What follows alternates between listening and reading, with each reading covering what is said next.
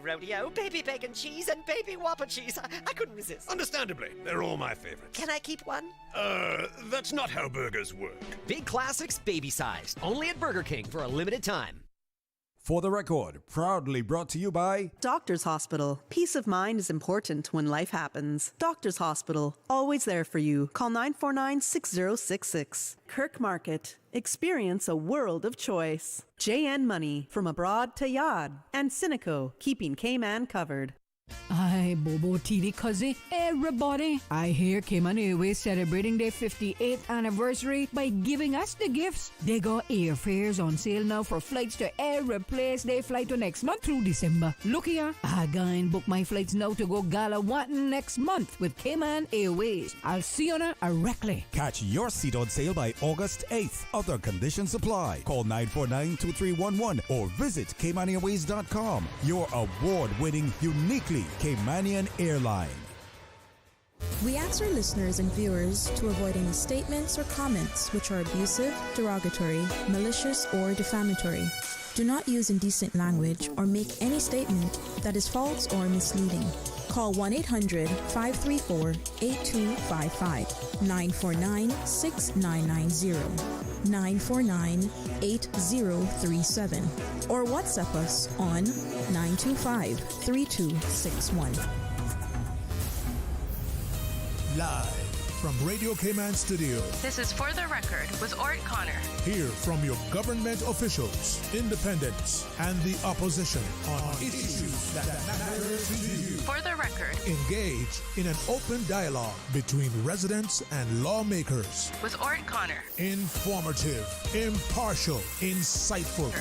This is For the Record. And now, your host, Orrett Connor. Good morning, good morning, good morning, O land of soft, fresh breezes and verdant trees so fair. Today is Friday, the 7th of August 2026, right here in the beautiful Cayman Islands. We do hope and we trust that everyone had a restful, peaceful, enjoyable evening. Those of you who are on our roads, whether you're a pedestrian, a cyclist, or if you're operating any type of motorized vehicle, we urge you to please be extremely cautious. Ensure that you observe the rules of the road, because the life you save may just be your own. For those of you who are celebrating a birthday today, we want to wish you a happy birthday, or if you've celebrated one over the past few days, a happy belated birthday. And to remind you that the For the Record birthday shout out is brought to you by Coca-Cola. Coca-Cola available across the Cayman Islands. You should accept no substitutes from generation to generation. Coca-Cola, still a Cayman classic. And Cayman Airways. Cayman Airways is celebrating its 58th anniversary with airfares on sale for travel this fall to some of your favorite destinations: Miami, Tampa, Los Angeles, Kingston, La Ceiba, and Panama. Flights to and from the sister islands are also on sale. This sale is for a limited time only. Book by the 8th of August. That is by tomorrow, 8th of August, 2026. You can call Cayman Airways reservation at 949-2311. You can book with their mobile app, or you can contact a travel agent as well, or you can book online at CaymanAirways.com as well. Very quickly, we're going to go into the birthday shout-outs because we have two important guests in the studio, and they're going to be talking about something very important coming up in the District of East End. So let's look at the birthday shout-outs. First, we have from Miss Aldine, Madison Ebanks celebrating her birthday. Mr. Kenrick Hall celebrating his birthday today, and Juan Carlos Robinson also celebrating a birthday today. On Saturday, Yolanda Ebanks, Deborah Poulos, Sabrina Montrose, and Sidiant Sidehan Cano. I hope I'm pronouncing that right. And then on Sunday, we have Corrine Evans Ebanks and Miguel Peter celebrating a birthday as well. Then we have been asked to send out congratulations to Jade Pitcairn and Lara Connolly, who are bronze medalist winners at the CAC Games 2026. Congratulations to them. And happy birthday greetings going out to Mrs. Winsome Martinez from Beulah and Jean. And very quickly, one more. We're going back and looking now. Today, Carmela Watson celebrating a birthday. Carmela Watson. Anna Hurlston also celebrating a birthday today.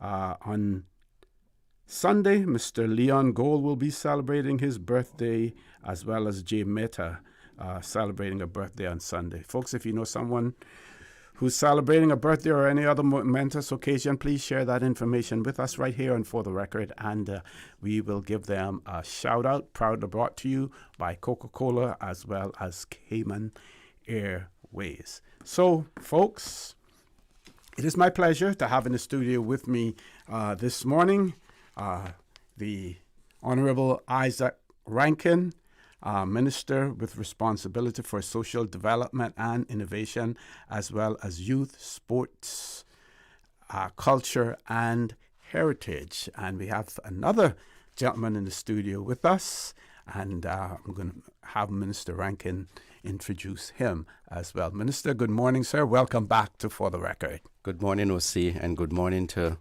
the people of the Cayman Islands, I'm including Cayman Brac when I say the Cayman Islands, not just Cayman, and also especially for the constituencies of East End and North Side, because what we're talking about is going to be involving them, OC. Mm-hmm. And to my left, we have Mr. Kenal Connor. He's no stranger to the people of this country and past EMT. Everybody knows Kenal. And we are here to talk about local farmers market, East End, North Side, locals farmers market. And OC, as everyone knows, that East End and North Side still remain two of the most diligent farming districts in this country. And this local farmers market was created for the hardworking and obviously amazing farmers that contribute to our local market consumption. And also we'll be having craft vendors there, and we'll be providing them with spaces to showcase their products to the entire country. Mm-hmm. And this also helps us to identify and highlight that buying local isn't just a tagline, but it's a better choice, and that we hope to have it continue where we alternate between the districts of East End and North Side. And we're working towards having this on our local calendars regularly for the country. But the day is going to be amazing, OC. We're going to have produce, fresh meat, food, plants, music, and spot prizes. It's going to be a true family fun day. Next week, Saturday, August the 15th, starting from 7 a.m. to 5 p.m. And I will now ask Mr. Kenal to introduce himself formally to our listeners and viewers, and also speak a bit more about what we plan to do on that day. Sure. Mr. Connor. Morning. Thank you for having me. Good to be here. We're just here this morning. The local farmers market in East End on the 15th of this month, August 2026. Like what the minister just said, I'm going to be starting at 7 a.m. till 5 p.m. We have 11 farmers at this time, and also 11 food vendors. They're going to be providing local East End and North Side combined food there for the whole entire day. So it's food for everyone. When the adults come and bring their kids, we have food for them too. Burgers, hot dogs, snow cones, cotton candies, and that's all provided by East End PTA. So I'm asking, the whole island, let's make this, farmers market a good one, just similar to agriculture show. So I'm asking you all to come out and support it. Parents, come out with the kids. Don't just send the kids. We want you to tag through that gate with those kids, with you all. Also, once you walk through the gate, we're going to have spot prizes. And, it's all for free. So from the time you walk through the gate, you will obtain a ticket to go in the raffle box. No charge, no cover charge. Wow. And, all the prizes is a weekend getaway, at Ocean Frontier, sponsored by them for 2, dinner for 2 at the Italian Kitchen East End, Rubis Gas vouchers, Eastern Star fried fish, gift certificates from them. And one thing with Eastern Star now, they're even upgrading themselves now, not just fried fish, which they're really popular for, yes. but they also have pizza now. So if the kids, well, mommy, I don't want no fried fish today. Yeah, come on, let's go along. We got pizza in East End now. So there's good pizzas up there now in East End, at the fried fish place. So, bring the kids along. Cayman Airways ticket, sponsored by Cayman Airways, and also Civil Orange Trees, from the Department of Agriculture. Okay. Yes, okay. yes. Can we say swanky, OC? Yes, yes. I have been trying to propagate some myself, from the seeds, and yeah. So I will see, well, you won't have to go through so much hard work if you come and be one of the first ones or the ones you'll be able to get a Civil Orange tree. Yes, sir. Yeah. Yes. But OC, you also want to talk about another thing that was that we'll be hosting there. It's the Friends and Needles people by Miss Rhonda Edie, Miss Rhonda Edie, and they've offered to do free uniform alterations. So folks, bring your uniforms that need altering for East End Primary School, Northside Primary School, and Clifton Hunter High School during the hours of the marketing and of the farmers market that we're doing. We have, as Edie said that this initiative is keeping with their desire to give back to the community, especially since several of the group members are originally from East End and Northside.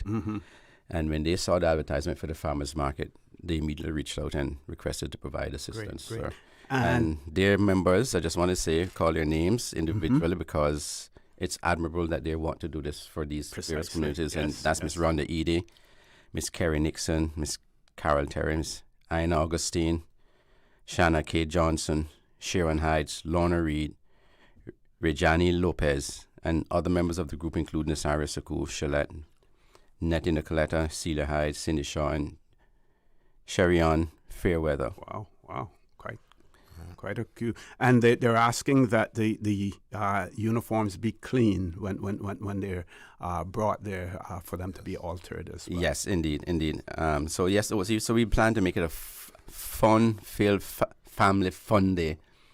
Good Eastern Northside culture, Caymanian culture, we'll see, in the display of our farmers' produce, arts and craft, culinary delights, and of course we're going to be having, what's a farmer's market? Culinary delights in East End without some good music and stuff. Exactly, yes. So we're going to have entertainment throughout the day, sir. Okay. So now when people come and they see what's taking place and they enjoy it, they're going to say, we need to do this more often. So is this the start of something great? Yes, OC. And Yes, OC, it is, and definitely, we're going to be alternating it between East End and North Side, so that the folks of North Side not going to leave their backyard.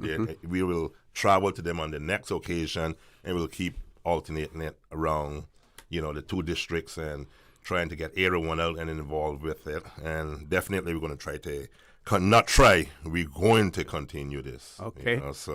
And also on, just a little top up there as well, we're going to have jerk chicken, all the fresh juices, also, Mr. Jello Rankine, better known as Pa Jello, keeping the Cayman culture, heritage, so he's going to be demonstrating. He does sound familiar, right? He's going to be demonstrating, a lot of rope making and all his good touch and knitting. So come out, bring the kids and let them see, all those from East End and North Side that knows Mr. Jello, Pa Jello, come out and support. And, we're going to have a fun family day, clean event, and wish to see you all. Excellent.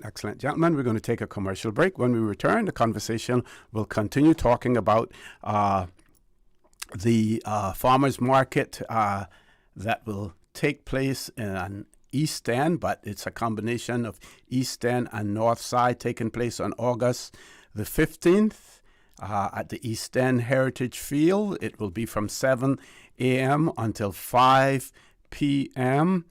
The farmers and souvenirs vendors will begin from 7 in the morning, and the food vendor will begin at 11 o'clock. Folks, please stay tuned. For the record, we'll be back shortly. Yeah, let me tell you, no AC when I was a boy. I still remember just how good an ice cold Coca-Cola was. The part is, the coolest moms and dads always had Coca-Cola or parties. The sound when you pop the top, and the fizzle, and that, after that first sip. Coca-Cola, from generation to generation, that ice cold bubbly. Coca-Cola, still a Cayman classic. Did you know that Doctors Hospital provides urgent care services 24 hours a day, 7 days a week? And Doctors Hospital's urgent care physicians have access to the most advanced MRI and CT imaging in the Caribbean, providing reliable diagnostics when you need it most. When you need quality urgent care for an illness or injury, Doctors Hospital is here for you 24/7. Whether it's a migraine, chest or abdominal pain, shortness of breath, broken bones, or another urgent need, Doctors Hospital at the top of Walker's Road. Urgent care right now. Aye, Bobo Tidi Cuzzy, everybody. I hear Cayman Airways celebrating their 58th anniversary by giving us the gifts. They got airfares on sale now for flights to every place they fly to next month through December. Look here, I gonna book my flights now to go Galawantan next month with Cayman Airways. I'll see you directly. Catch your seat on sale by August 8th. Other conditions apply. Call 949-2311 or visit CaymanAirways.com. Your award-winning, uniquely Caymanian airline. Looking for fresh, healthy food that's full of flavor? Then you've got to visit Kirk Market. Our dishes are made with fresh, high-quality ingredients. Enjoy vibrant mixed greens or satisfying pasta salads. Or try one of our delicious grill options like blackened chicken, spicy beef steak, or grilled salmon. Looking for something light and flavorful? We've got sushi rolls and poke bowls prepared daily. And don't forget to explore a hot bar or Billy Fresh salad at the salad bar. Stop by Kirk Market today for breakfast, lunch, or dinner and taste the difference. Eat well, live well with Kirk Market.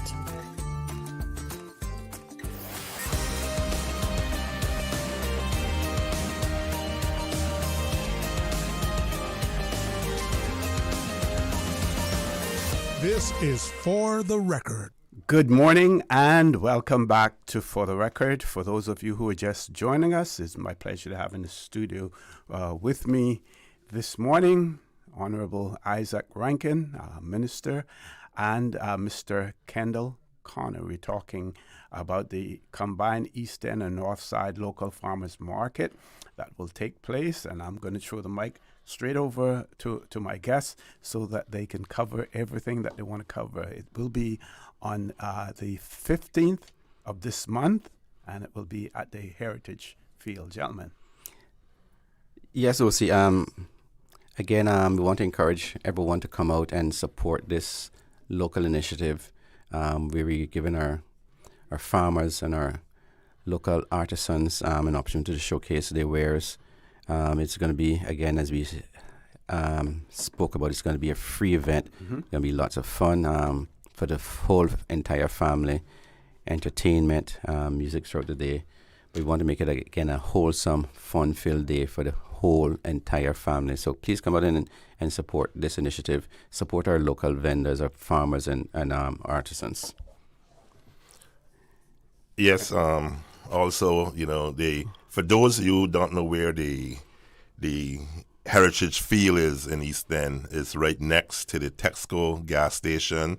Also, the Eastern Star Fry Fish, so it's right next door, across from the East End Post Office. So come on down, support us. Like to thank all the sponsors again. Without them, this would not have been possible. All of them, the sponsors got on board once we contacted them. They now had no hesitation. Ministry of Youth, Sports, Culture and Heritage, Department of Agriculture, Ocean Frontiers, Rubis, Italian Kitchen, Eastern Star Fry Fish, Cayman Airways, our national flight carrier, continue to support them. They're always there for us. Friends with Needles, Miss Eddie and her crew, thank you all, thank you. And, it's the combined with Northside and East End. This is the first time that we're doing this, but, sure it was done at one point already in East End, but in Gun Bay, which is still a part of East End, but it's the beautiful Gun Bay. Gun Bears may tell you otherwise. Right? It's always a joke back and forth, sir. But yeah, this is the first time we actually done a combination of East End and North Side in this way, where it's a whole fun-filled family event. And also, just again with the Friends with Needles and Miss Edie, they're actually graciously also will be providing their tailor, Mr. Samuel Myers, to support them in this event.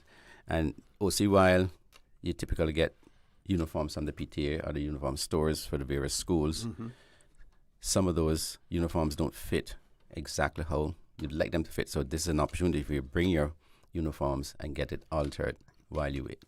Excellent. I want to share with you one message from one of our listeners. This person says, I am elated to hear of what is going to be taking place next week, Saturday, as a combined farmers market between the two nearest eastern districts. This is such wonderful news. My thoughts went back to a garden party, which I enjoyed so very much, and I'm looking forward to attending. They go on to say it would be great to have some of our elders from the North Side and East End community out there teaching and showing how straw hats, baskets, etc. are made. Also show how to make mango and local plum jams. Many thanks, everyone, and have a wonderful and blessed weekend. Oh, see, that person who sent the message, I want to thank them for that, because you're absolutely right. This is the kind of things we want to keep on doing so that we can pass on our culture and our heritage. Because I was speaking to somebody a few weeks ago and asking if they've had stewed plums before. I said, stewed plums? You can stew plums? I said, yes. I said, that was a thing when we were growing up. It was mango jam, stewed plums and stuff like that. I had the privilege of knowing how to especially make stewed plums. So I didn't get a chance to do it this year, but certainly hopefully in the next crop I'll be able to do and share with my friends and other colleagues. But OC, this is something that we intend to continue doing, and we'll support anything, especially from the Ministry of Culture and Heritage, that will help us pass that on to the next generation behind us, because as I keep saying, we need to know where we're from. Yes. And knowing where we're from will help us build and guide that direction in which we need to go. We cannot go without knowing the story. Exactly. From whence we came. Yeah. The person also wanted to know whether or not there will be any local ground provisions, apart from food, local ground provisions on display, and whether or not any live animals will be there as well. At this point, we're not doing live animals because the grounds is not set up to host live animals, but we certainly hope to have our local farm produce on display there and for sale as well. Yes, so see, there will be, a lot of ground provisions, meat, eggs, fish, fresh fish for sale. So it should be a lot of stuff there. And also, I hope I'm not putting no one on the line here, but for the people of Northside, Honorable J.E. Banks, he have a transport vehicle, and Miss Feliciana, his lovely wife, I'm quite sure she will be bringing people that need transportation up to the heritage field in East End. Yeah. So I'm quite sure you can reach out to her. Also, Honorable Isaac Rankine has transport too, so anyone needing transportation for that day, just reach out to his office in East End or North Side so they can get this. Or they can reach out to me directly, because this is to provide transportation for people within the two districts. Okay. But I also want to say that this initiative was also supported by my colleague from North Side, and he was supposed to be on here with us this morning, but unfortunately he had to travel for work, and he had to leave this morning. So he's asked me to pass on his apologies for why he's not here, but he's fully supported by him and his ministry. Mm-hmm. And you pointed out that you will be alternating this event from one district to the other. Indeed, sir. Indeed. I believe we have a voice note from a listener as well. Miss Susan, you want to cue that up for us, please? Hey, good, beautiful morning, Mr. O.C. Connor, and a special good morning to one of my favorite people. That is the other Mr. Connor. You know, he is a dear friend to my heart, very dear to my heart. Oh, my goodness. And a big good morning to Minister Rankine. I love this idea. I just love this. And if God spares my life, I will be in East End on Saturday if life spare, because this is the kind of thing I like. I just love this idea. So thanks for putting on this show. And I hope by the grace of God, next Saturday, if I'm alive, I'll be in East End and having a good time. I kind of descend out from East End, you know. My mother's mom descended out of East End. She was a McLean coming straight out of East End. So got a little connection there. You all have a blessed, beautiful weekend, and hope to see you all soon. Thank you. Mm-hmm. I want to thank that person for sending that voice note, and certainly we hope that others will make the same appointment in the calendar to next week, August the 15th, between the hours of 7 a.m. to 5 p.m. to come out and support this initiative. Okay, gentlemen, we have about 3 minutes left. Want to make sure that you cover everything that you want to cover as well. So throwing the mic right back over to you. We have a caller? Okay, let's grab the caller. Caller is going to have to be very quick because we want our guests to be able to remind everyone about the occasion. Caller, good morning. Welcome to For the Record. Oh, that's okay. Good morning to you all. I'll remind them. Okay. You mean to tell me now we can own Kenneth Bryan too? Yes, he's part of us as well. I just want to say that good morning to the fine two gentlemen there, the honorable one and the other almost honorable other one, who's my first cousin, and the other one is my I think about third cousin. So I want to congratulate them on their initiative. I think it's a great idea, like the minister said just now, that East End and Northside being the two breadbasket, you can almost say, of the island. This is long time coming. It should have been originated a long time ago. Instead of all the produce coming all the way into town, it could have been encouraging people to come in to East End and collect their fresh stuff. Mm-hmm. And it would be a lot fresher than traveling 24 miles. Yeah. Yeah, caller, Mr. Lord Graham, I want to thank you for that support, because certainly you can remember when, as a little boy, I can remember when Mr. Didi, he's the first person I remember selling his farmer's produce in town on a commercial basis. I don't know if y'all remember that. Right there at the assistant on the side of the post office. He did his produce, he did fish, because I remember going fishing and catching the fish and then selling it to him to sell in town. Wow. So, we have a long history of farming in our various communities, especially Northside and East End. Yeah, well, I don't kind to remember that faintly, what makes you think I'm that old? Anyway, so you guys have a beautiful day. Well, see, these gentlemen going off now? Yeah. Yes. And then we have the phones will be open at 9:30. We will have the Director of Hazard Management and the Director of the National Weather Service in with us at 8:15 after the news. Okay. Gentlemen? Also like to thank Miss Shanika and Jody. They did an excellent job of communicating, majority of this along with the minister. Without them, wouldn't have been possible. They worked hard, and Shanika, trust me, she's a hard-working young lady. I'd like to thank them all, Mr. Winston. Not singling out nobody, everybody that put a helping hand into this. Because if you put a name out there, you got to name everybody. Yes. And I also want to thank my events management team from the Ministry of Youth, Sports, Culture and Heritage. They've been doing a fantastic job assisting with us as part of culture and heritage of my responsibility. So OC, again, I want to thank them. And also want to highlight again, it's August 15th, next week Saturday, starting at 7 a.m. To to 5 p.m. Spot prizes sponsored by we have civil orange trees that we're going to be giving out to the first several people. That's by the Department of Agriculture. We have Ocean Frontiers, who sponsors some weekend getaways, Rubis gas vouchers, Italian Kitchen for dinner, Eastern Starfish Fry, Cayman Airways, and again the uniform alterations on site that day by Friends with Needles. Excellent, excellent, gentlemen. I'm sure everyone is looking forward to it. If we need to push this a little bit more, we'll try to look for a spot to fit you in sometime next week as well to remind people of it. Folks, we've reached that time, top of the hour, 8 o'clock news. After we return from the 8 o'clock news, we, like I said, will have representatives from Hazard Management, Cayman, and the National Weather Service. So don't change that dial. For the record, we'll be back immediately after the 8 o'clock news.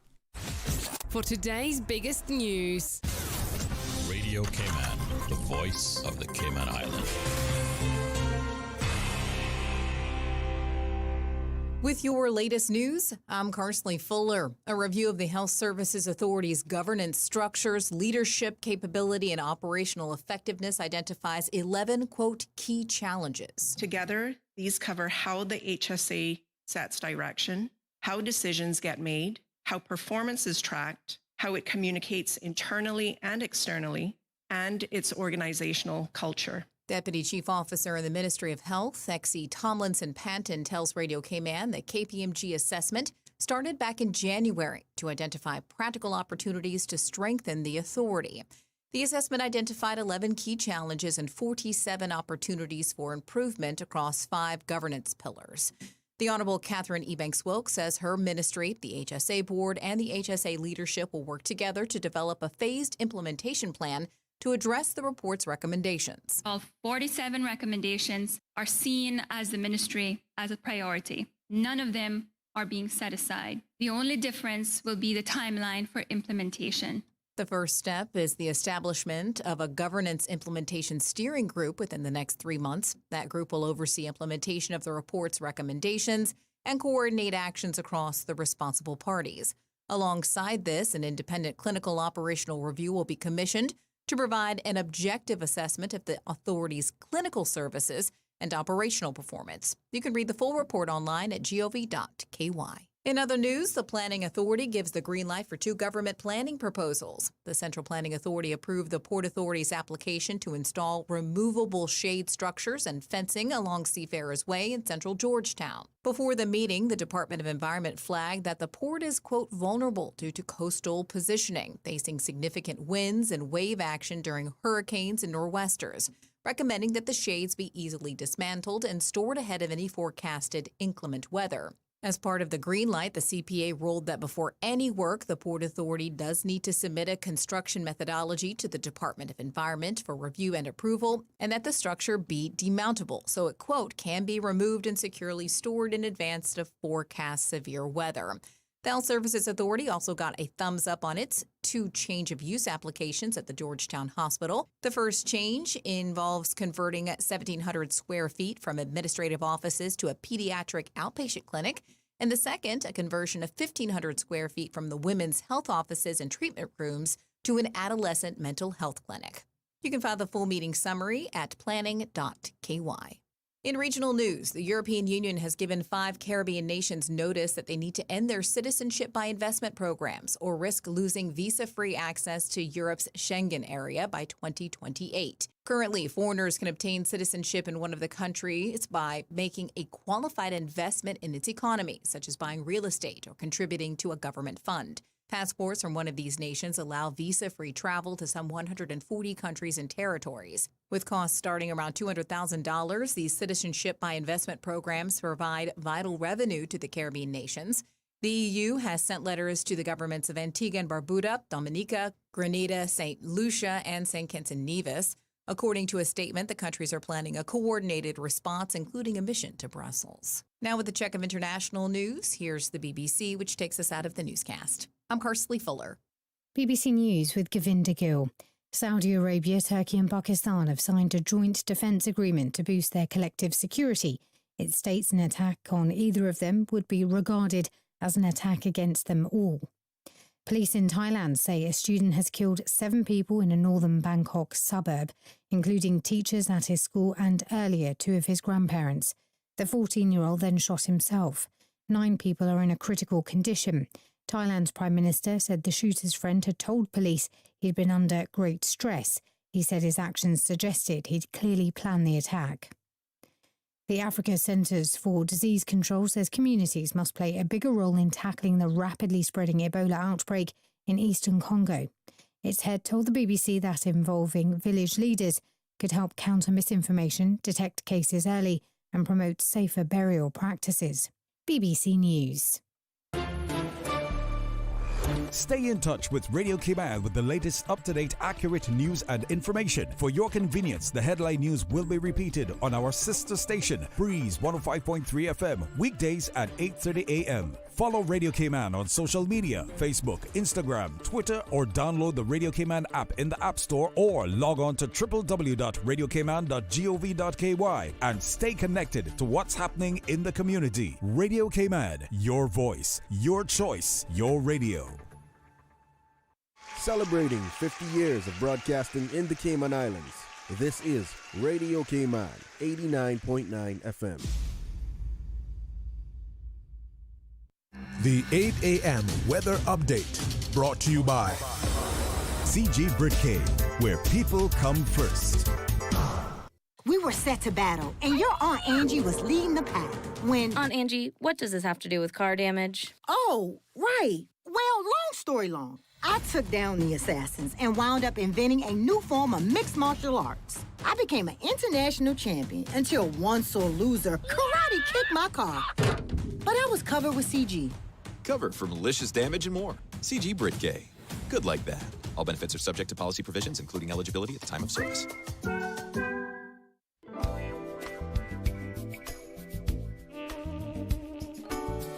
Pleasant good morning. Let's take a look at the latest weather report.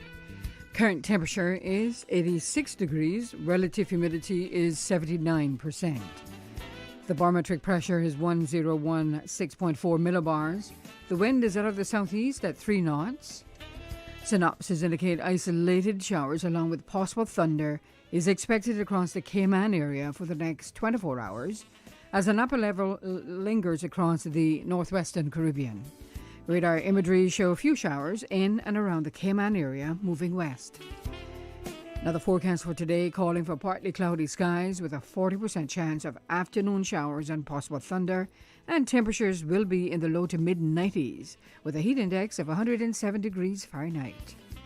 Your winds will be east to southeast at 5 to 10 knots, seas slight to moderate with wave heights of 2 to 4 feet.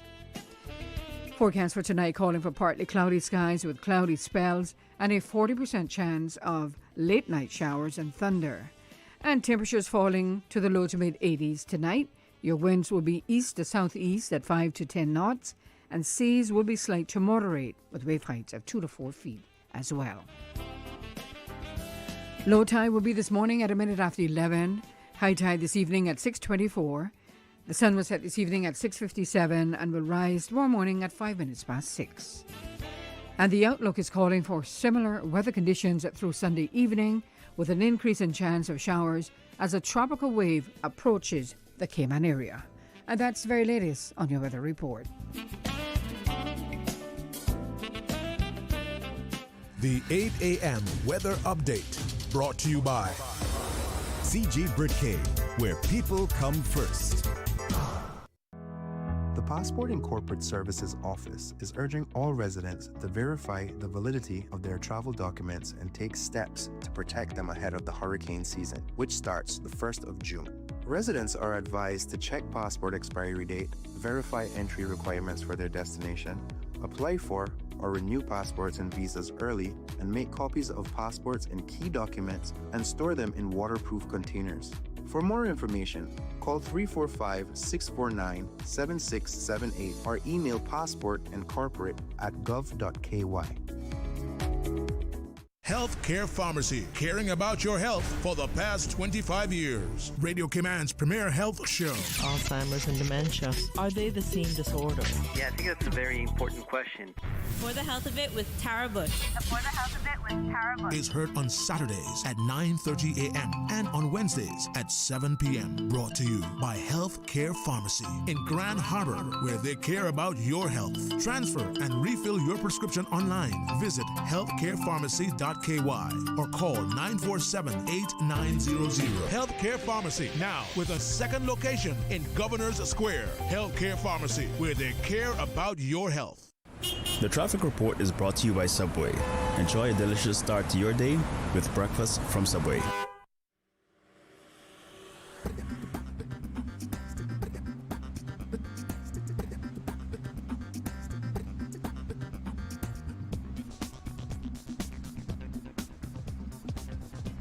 Top of the morning now. Let's check in with traffic, see what's slowing, what's flowing.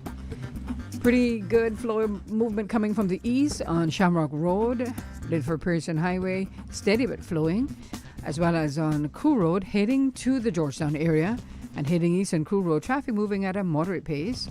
Coming off of Bobby Thompson Way, moving pretty good, as well as Agnes Way. Turning our attention now to downtown Georgetown. Edward Street is flowing light to moderate, and Shedden Road, moderate flow of traffic in both directions, as well as Godfrey Nixon Way and Eastern Avenue. And coming off of the Esterly Tibbetts Highway, traffic is moving at a moderate pace. Now, if you see any accidents or incidents, let us know by calling us at 949-6990. From the Westway 4-way, start flowing nicely. On the Westway Road in front of the Ritz, traffic is moderate in both directions. That's the very latest on your traffic. Join us again at about 10 minutes past 12. We'll give you another look at traffic. Have a good morning and click it or ticket.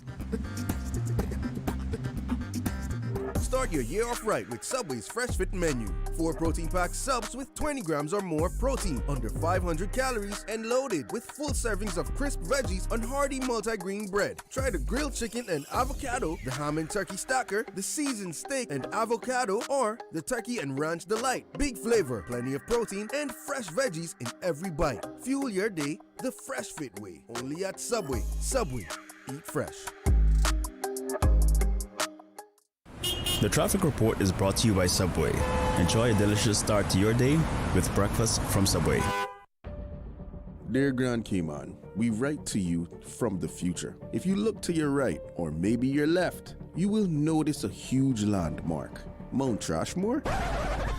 We write from the future to beg you to stop. Please help us avoid catastrophe. You must stop by the Interact Eco Fest to avoid dire consequences. Saturday, August 8th, 2 to 5:30 p.m. at the Arc. There, you will find everything that we know of at the moment to guide you. Don't forget this date, August 8th, 2 p.m. at the Arc. The future of Grand Cayman depends on you. This message was entrusted and delivered in good faith by the Interact Central Cayman Islands, sponsored by Rotary Central Cayman Islands. Let the youth be your guide. Grow your business with Breeze 105.3 FM and Radio Cayman. From spot packages to full campaigns, we've got rates that fit your budget and your goals. Email our sales team today, rcsales@gov.ky. That's rcsales@gov.ky. Let's get your message on air and reach listeners who trust us every day.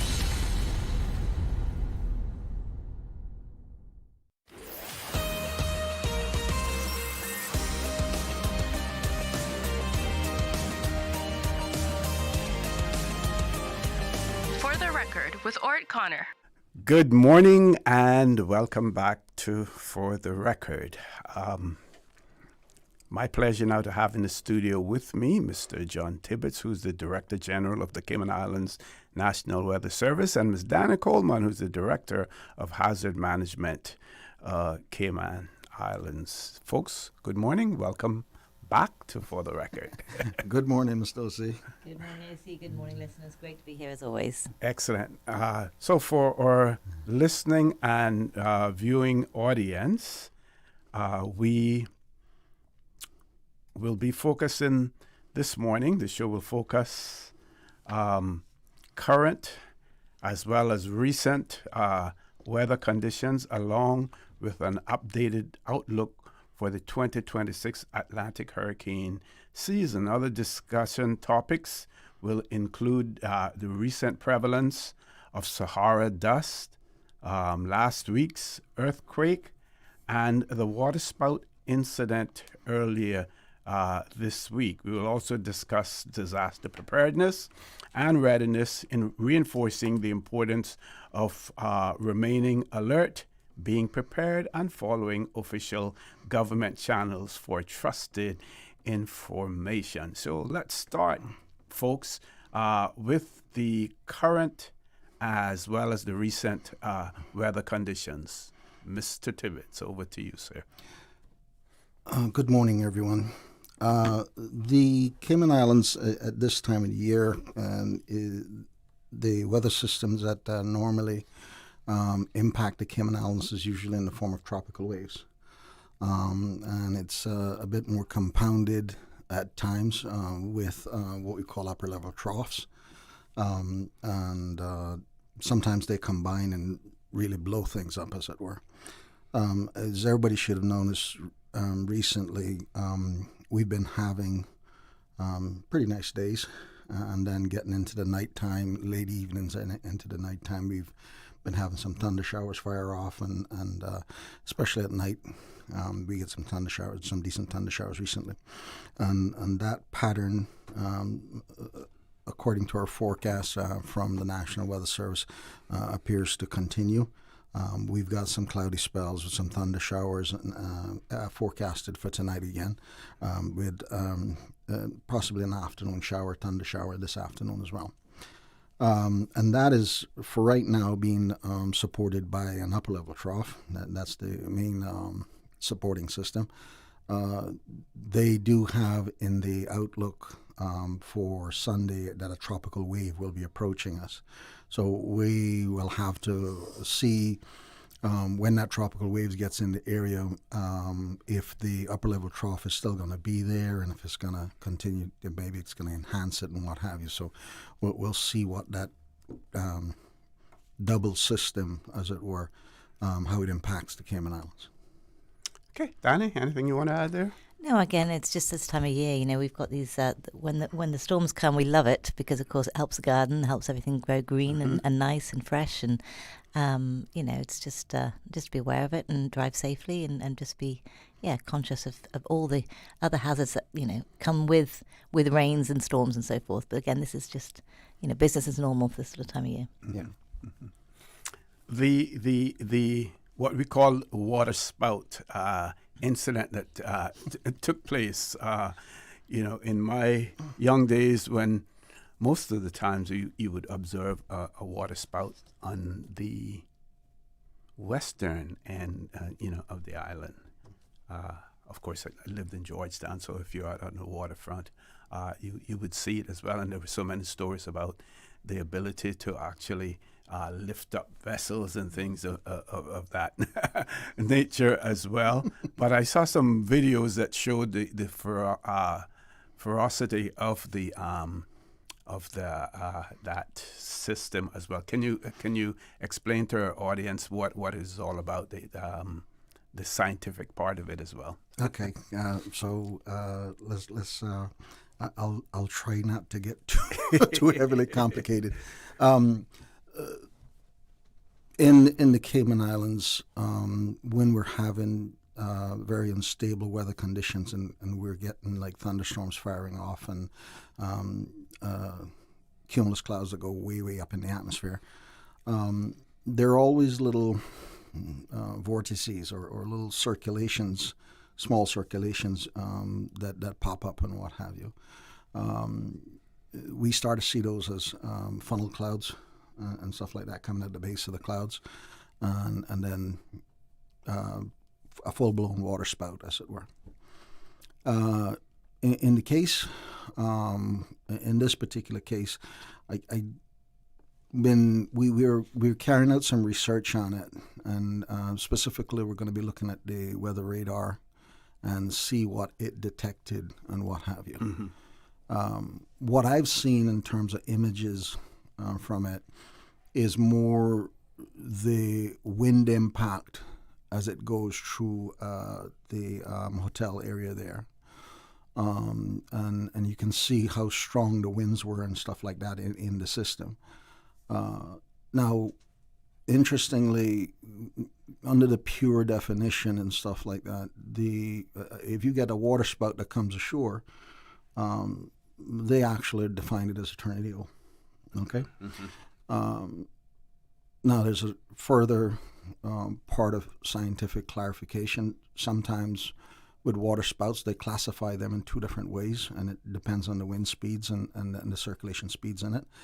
Sometimes they call them fair weather type water spouts, and other time they call them tornadic water spouts. Okay. All right. Looking at what I seen in that video there, the wind speeds were up fairly strong.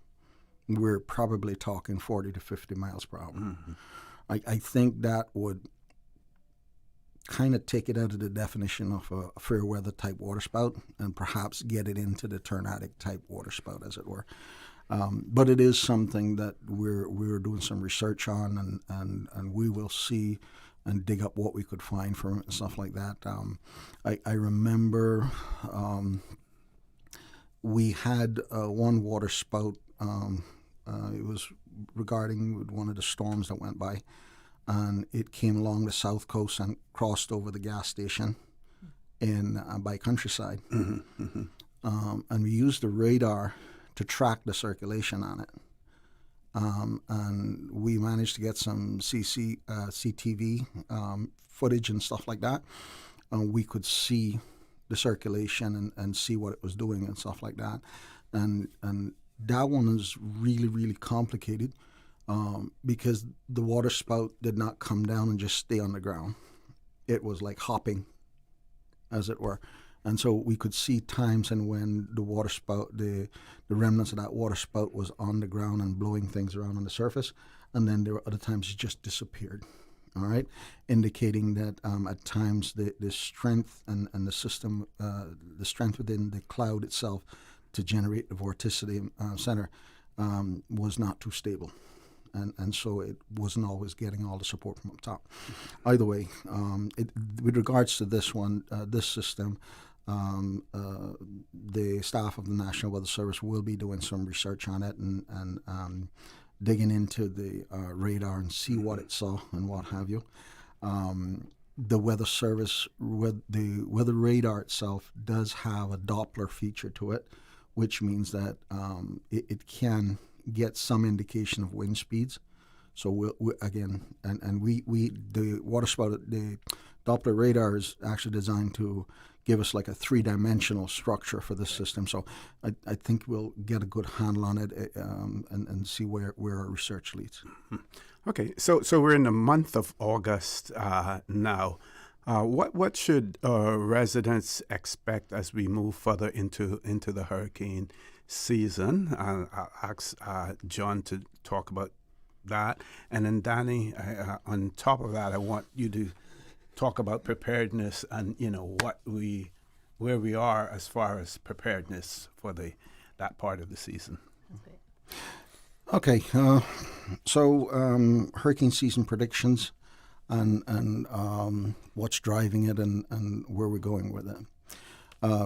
So going into this hurricane season, the scientific experts that look at doing seasonal predictions and what have you, they were looking at some of the drivers behind the hurricane season, specifically the El Nino and La Nina cycle. Mm-hmm. And they noted that we were going to have a extremely strong El Nino impacting the Eastern Pacific and the Atlantic Ocean this year. And it was going to climax in the middle of the hurricane season. Now, traditionally, from the very basics of the El Nino-La Nina cycle, when you get a strong El Nino, it puts a lot of wind shear across the Atlantic Ocean. And so it has a tendency to cap hurricane prediction. So when the first predictions came out in April, the predictions for the season was like about 13 named storms. Okay? Now, 14 named storms is an average season. So it's sitting right there at basically about an average season. And we've pushed along now. The current prediction that just came out a couple of days ago is for 9 named storms, 3 hurricanes, and 1 major hurricane. Mm-hmm. All right. Have you seen the impact of El Nino already? Yes, we have. While the traditional hurricane season starts very slow and usually picks up around around September, getting into August and we only have 2 named storms is a bit unprecedented. And that's all we've had so far, 2 storms, 2 tropical storms. We haven't had a hurricane yet for the year. Usually we expect a bit more. Not I'm saying like you should have 5, 6, 7 storms or anything like that, but we usually expect a bit more than this. It's a good problem to have. Yeah. Well, the interesting part about it is that I'm looking at some of my colleagues around the region, and they're putting out warnings for El Nino. Okay, and you got to be careful of the context in which you take that, because if you're looking at hurricanes, El Nino right now is your friend. All right, I don't need to put a warning out for El Nino for hurricanes because it's capping the hurricane season. Okay, so it is making sure that you don't have many storms. However, on the other side, we're having all kind of fun with the heat, aren't we? Yeah. Yes, so yes. It takes from one end and it gives to the other, as it were. So that's kind of where we're at right now.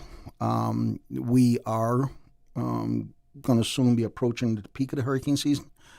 And for right now, everything's quiet, but we know it, especially in the second half of the year, things just ramp up at times, and we have 4 and 5 storms out there at one point. So not to say that that's going to happen this year, but we'll sit on that and see where we go with that. Mm-hmm.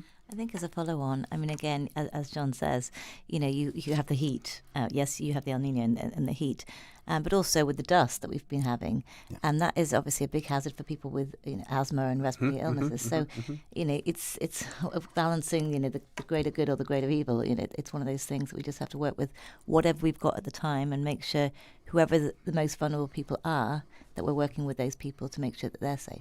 Now, obviously, in a hurricane, we're all very vulnerable, and some more so than others. I do love this quote, we're not all in the same boat because everyone has different means.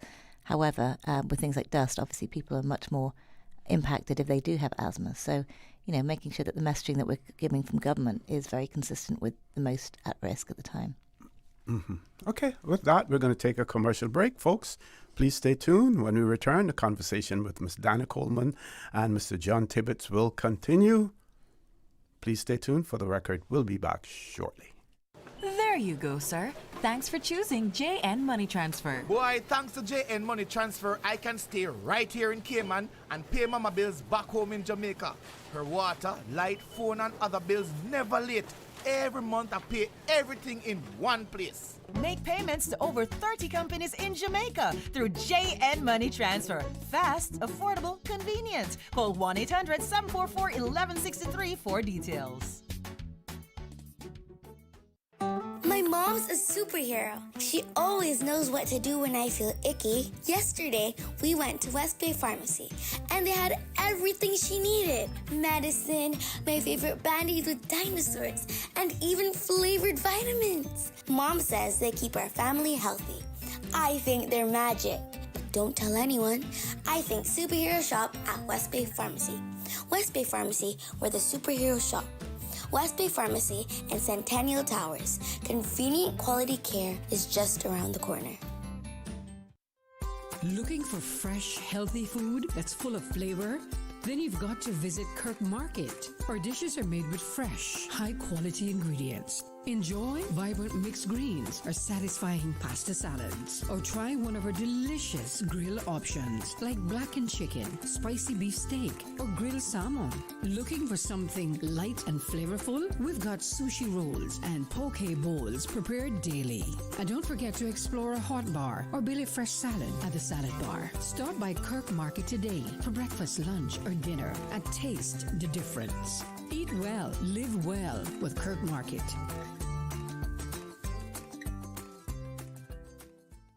Cineco's parametric insurance after hurricanes is now available for motor policies. Fixed automatic payouts cover incidental vehicle expenses like fuel, cleanup, and minor repairs. No claims, no damage required. $200 for comprehensive policies or $100 for third-party policies. Available exclusively through Cineco and included with all new motor insurance policies and upon renewal for current policies. Visit Cineco.ky today. Cineco, keeping Cayman covered.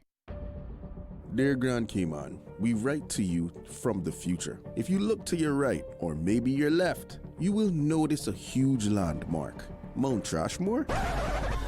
We write from the future to beg you to stop. Please help us avoid catastrophe. You must stop by the Interact Eco Fest to avoid dire consequences. Saturday, August 8th, 2 to 5:30 p.m. at the Arc. There, you will find everything that we know of at the moment to guide you. Don't forget this date, August 8th, 2 p.m. at the Arc. The future of Grand Cayman depends on you. This message was entrusted and delivered in good faith by the Interact Central Cayman Islands, sponsored by Rotary Central Cayman Islands. Let the youth be your guide.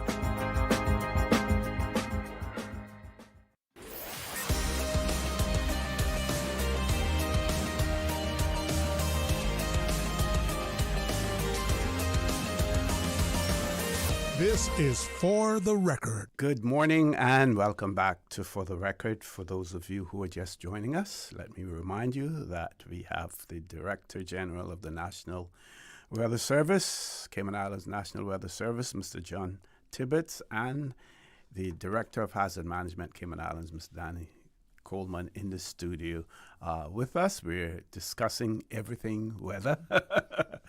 Mother Nature and yes. Natural disaster. Exactly, yes. And certainly Cayman Islands, we're small, but we certainly feel the impacts, as well. So I'm going to throw the mic back over to you folks. As you say, we're small and mighty. At the end of the day, I think it was just, within the last 2 weeks, we've had the earthquake, and then we had the water spout. What else we had? There's quite a few other bits and pieces thrown in there. Dust, yeah. So, I think for us at Hazard Management, we're always encouraging people to be prepared for any eventuality. Long gone are the days that, Hazard Management just deals with hurricanes and that's what we do all year. It's everything else that goes with, we had a landfill fire as well, I think at one point in the last 3 weeks or 2 weeks. Just being ready for what would you do in any eventuality. And we do have so much information out there to share with the public for every eventuality. Know how to deal with your risk. I think the earthquake last week, or was it the week before, I'm not sure, last week, was a very obvious example about, the response to an earthquake. We didn't get it on our radars for the official sources or even the unofficial sources for 48 minutes. So this is the first time. Usually you get the USGS, or you get something called the red alert first, and they're the unofficial channel. So that encourages us to go straight to the official sources like USGS and the Pacific Tsunami Warning Center. But we would never use the red alert because it's not official, right? And they have to analyze, science has to analyze, the scientist has to analyze what the data is to make sure that, what is the risk. But that took 48 minutes for any of them 2 weeks ago to give us any information. So had we not felt that, obviously no one in Cayman would be the wiser until 48 minutes in. Of course, at that point, had there been a tsunami threat of any sort, it'd be over us at that point. So I think it's one of those things to understand. If you feel an earthquake, you know how to respond. And of course, that's, duck cover hold under a strong object like a sturdy table. What we saw again last week, unfortunately, is a lot of people leaving the buildings. And again, with the building codes in the Cayman Islands, I think it's safe to say, most of the buildings are structurally sound enough.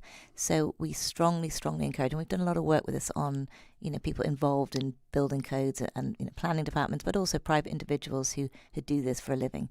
In the Cayman Islands, because you have the added potential threat of a tsunami, you stay indoors until, and again, go high as possible, but do not leave the building. So do not evacuate a building. Now, one of the problems you do have, of course, in an earthquake, sometimes you'll have the fire alarm will go off because the ground's shaken, it's triggered the alarm. And again, that's giving, strange messaging because you're not sure if it's a fire, earthquake, Yes. what is it? So again, but also we're working with a lot of departments, both private and the public sector, who have the tannoy systems to make sure that if it's an earthquake, make sure people understand to stay in the buildings, but also give the right correct messaging out on the tannoy systems. We did a lot of work in 2020 after the earthquake in January 24th, I think it was, with the schools, because the schools now are really good at response. Now, the schools obviously weren't in last week, but I would think we need to work a bit more closely with the businesses, the corporate, public and private businesses, to ensure that people do not evacuate the building until the tsunami all clear is given. Now, again, last week we didn't get any warning from the Pacific Tsunami Warning Centre. Usually you'd get something saying there's no threat. We didn't get anything last week. So I don't know what the rationale is, and we're investigating that. Obviously, at the time, Japan had quite a significant earthquake with severe damage. And as a result, a lot of the attention may have been both in USGS and Pacific Tsunami Warning Centre on Japan. But again, we're strongly encouraging the public to educate themselves on how to respond in their homes, in their businesses. If their kids are at school, make sure your schools have a good plan, which we know they do. But we want to make sure the parents understand that obviously the schools are very well equipped to look after your children. We do drills. We've been out to all the schools to make sure that each school response is tailored to the actual building of that school. Obviously, on Walker's Road, the buildings have less risk than they might be on Prospect Road, for example. If you're on the coast, obviously, you're going to have much more of a risk. So each school's plan is tailored towards that individual school. So we just need everyone to sort of come on board and make sure that their response is the right response. And again, everyone's safe. Okay. And this alert or warning that we should have gotten, can you explain to the public what that is all about? Okay, so we sent the alert out on just to sort of give you a bit of context.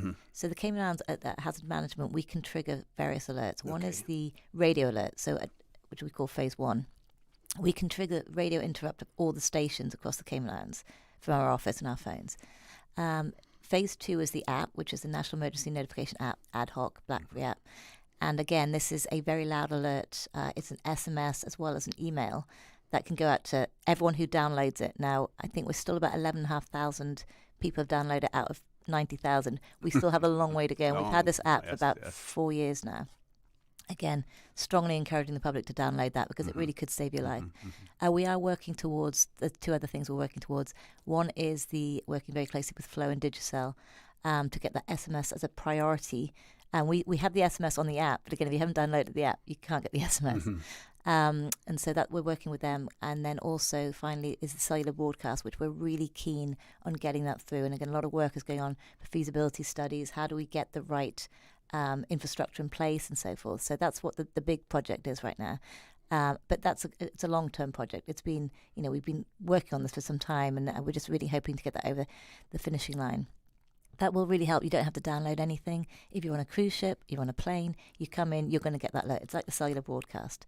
And that is sort of the gold standard. We think that's definitely the way forward. In regards to and that's okay, we triggered those last week because we felt the earthquake. And we triggered, I think, both the Phase 1, the radio interrupt, and the app. I think it was within 6 minutes we managed to get that out. But had we not felt it, it would be almost impossible. I mean, 911 will call us if anyone felt reports, but had no one in Cayman felt this earthquake last week, and we're waiting 48 minutes to get the actual notification from any source, be it official or unofficial, it really leaves us in a very, very tricky predicament because, again, you don't feel it and you're not getting any alerts, and so you wouldn't know it happened until 48 minutes after the event. So that's kind of what we're working with, and I think, obviously, if you feel it, great, do the correct response, but, be aware that, if you don't feel it and we don't feel it and we don't get made aware from our official sources or even our unofficial sources, we're left in very difficult situations to how do we notify the public of something we don't know about ourselves. How do we get that uniform message and information in exactly what persons should do in the event of an earthquake or feeling the tremor? How do we ensure that there's one message for everyone? And a lot of this comes down to public education, so knowing before the event. as I mentioned earlier, we're working with a number of different people on their tannoy system. So if anyone in the Cayman Islands has a tannoy system and want our help on the messaging, we can help on that. We've already devised the messaging, and we've got templates on our app as well that we have ready to go. So obviously we tailor it slightly towards a specific event. We'll say it's a 4.8 or it's a 7.7 or whatever the magnitude is. But those templates are ready to run. So the templates really from the ad hoc system, from the phase 2, are good to use. But again, we can work with the public sector or any private sector partner on what that message is. Mm-hmm. Now, we saw in the HSA, for example, they were using our message from the ad hoc about how to respond. Again, when you hear a drill, the safety messaging is really important because, it doesn't really matter what it was. There's a risk, so you need to know, one, how to respond. But even if you don't know how to respond, it's important that be it the tannoy system or be it the safety, security, emergency wardens understand the risk. In March of this year, we worked very closely with the hotels, with Seafire, with Indigo, of how to respond. So training their staff to respond to an earthquake. And again, if you've got the emergency wardens who understand what the risk is, they can help and be part of that. So it's a sort of lots of different aspects that we can help with, but it's really important the public do understand. And again, we have so much information on this on our website and our booklets and so forth, how to respond in an earthquake. Okay, I believe we do have a caller. Let's go to the caller. What's up, caller? Caller, good morning. Welcome to For the Record. Hey, good morning, Mr. O'Connor. Good morning. How are you? Okay, and you, sir? I'm fine, thanks. Okay, and good morning to your guest, too. Good morning. Well, concerning a tsunami, sometimes we have warnings that are able to give people time to go to higher ground. And we know Cayman is flat, so there are no mountains. It's only 7.5 miles wide. So it's very hard for people to go to higher ground to escape a tsunami. And a tsunami, most of the time there are 3 waves. You have the first one, and then you have the second one that goes on top of the first one, and then you have the third one that goes on the second one. And that's what makes the water go higher and more powerful and stronger and go further inland when it happens like that. So the government needs to get things in place when it comes to evacuation, when it comes to a tsunami warning. For example, if there's a tsunami warning during the day, the children at Truth Youth School are able to take refuge at the One Georgetown Hotel without being hindered or stopped from doing so. Also, those that may be in hospitals, such as the Dr. Tomlinson Hospital, are able to go there also and get children that are in schools, get them in the buses immediately and move them and transport them to the highest place possible, which most of the time will be these new buildings that I see building in Cayman now, 5 to 10 stories in height. So the government needs to make an agreement with these people that these buildings are able to be used for higher ground in order to save people's lives from a tsunami, and that people cannot be hindered or stopped from entering these buildings. Mm-hmm. Thank you. Thank you very much, caller. Thank you very Danny? much, caller. I'll be very frank here, though. There simply isn't time to be moving people around. What we don't want to see is people being on the roads. Hence why we work very closely with the schools to make sure that they have the closest place that's going to be suitable for them to get up. Mm-hmm. Now, again, if it's a single building on the coast, that's not going to be safe.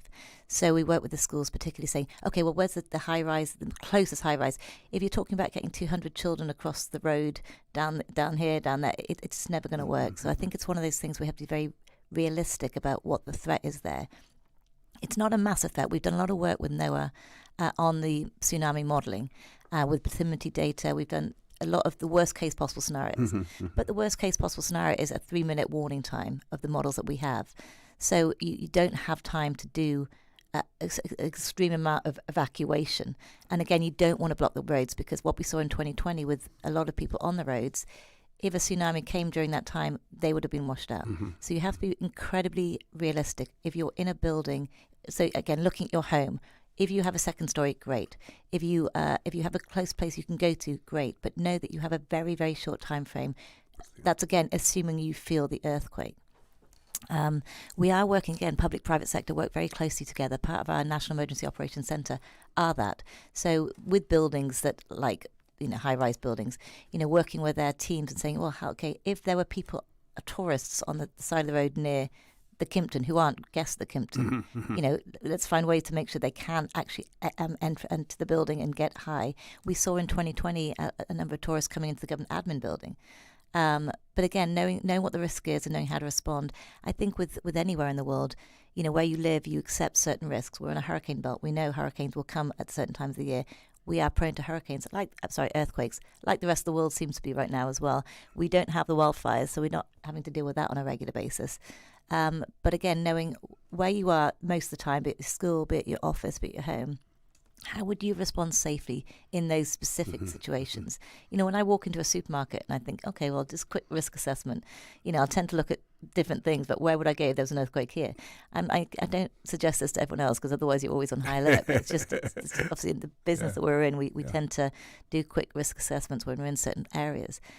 And again, it's just being realistic. We know there's a threat. The threat is very, very small, but you don't go outside when you're waiting for a tsunami. You have to stay indoors if you can. If it's long, strong, be gone. I mean, as in upstairs, not out.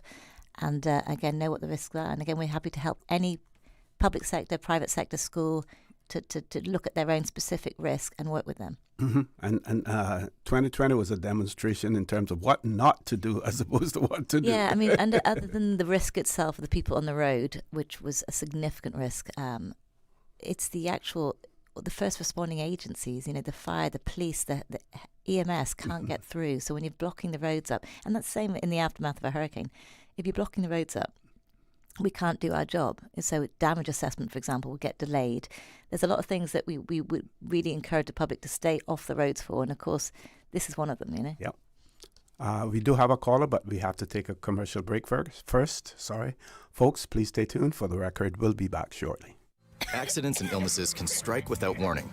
Ouch! When it comes to urgent care, every second counts. At Doctors Hospital, we have a dedicated team of experienced doctors and nursing staff available to you 24 hours a day, 7 days a week. Don't waste time in an overcrowded emergency room when you need urgent care. Whether it's a broken bone, a severe infection, or a sudden illness, trust in Doctors Hospital's unwavering dedication to providing the best immediate care. For complete urgent care when you need it the most, choose Doctors Hospital, located in Georgetown, 16 Middle Road.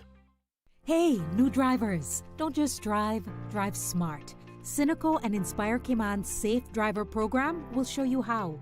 Get real-life simulator training and classroom sessions to help you gain experience, stay alert, and avoid accidents. Learn to recognize risk, manage fatigue, and make smart choices behind the wheel. Certified participants may even pay less for Cineco motor insurance. Learn more and register at cineco.ky. Cineco, keeping Cayman covered. She hear clunk and her car stop. I was just about to send her some money, so I send it straight to her JN Money Transfer card. It cost me less, and perhaps she use the card, pay the garage right away. She'll get discount through the JN Rewards program in Jamaica. This card make things easy. You can even get funds at any multi-link ATM. JN Money Transfer Card. Fast, affordable, convenient. Tell your loved ones in Jamaica about it. Sign up is free. Think on an Cayman? Get out and explore the legends behind our landmarks competition. Visit any landmark on interactive map, snap a photo or video, then share it to Instagram or Facebook and tell us what you learned. Tag at MYSCH_Cayman and use hashtag legends behind our landmarks for your chance to win weekly prizes and 2 major prizes. The more landmarks you visit, the more chances you have to win. Visit Legends Behind Our Landmarks.ky and find out where we from. Brought to you by the Ministry of Youth, Sports, Culture and Heritage.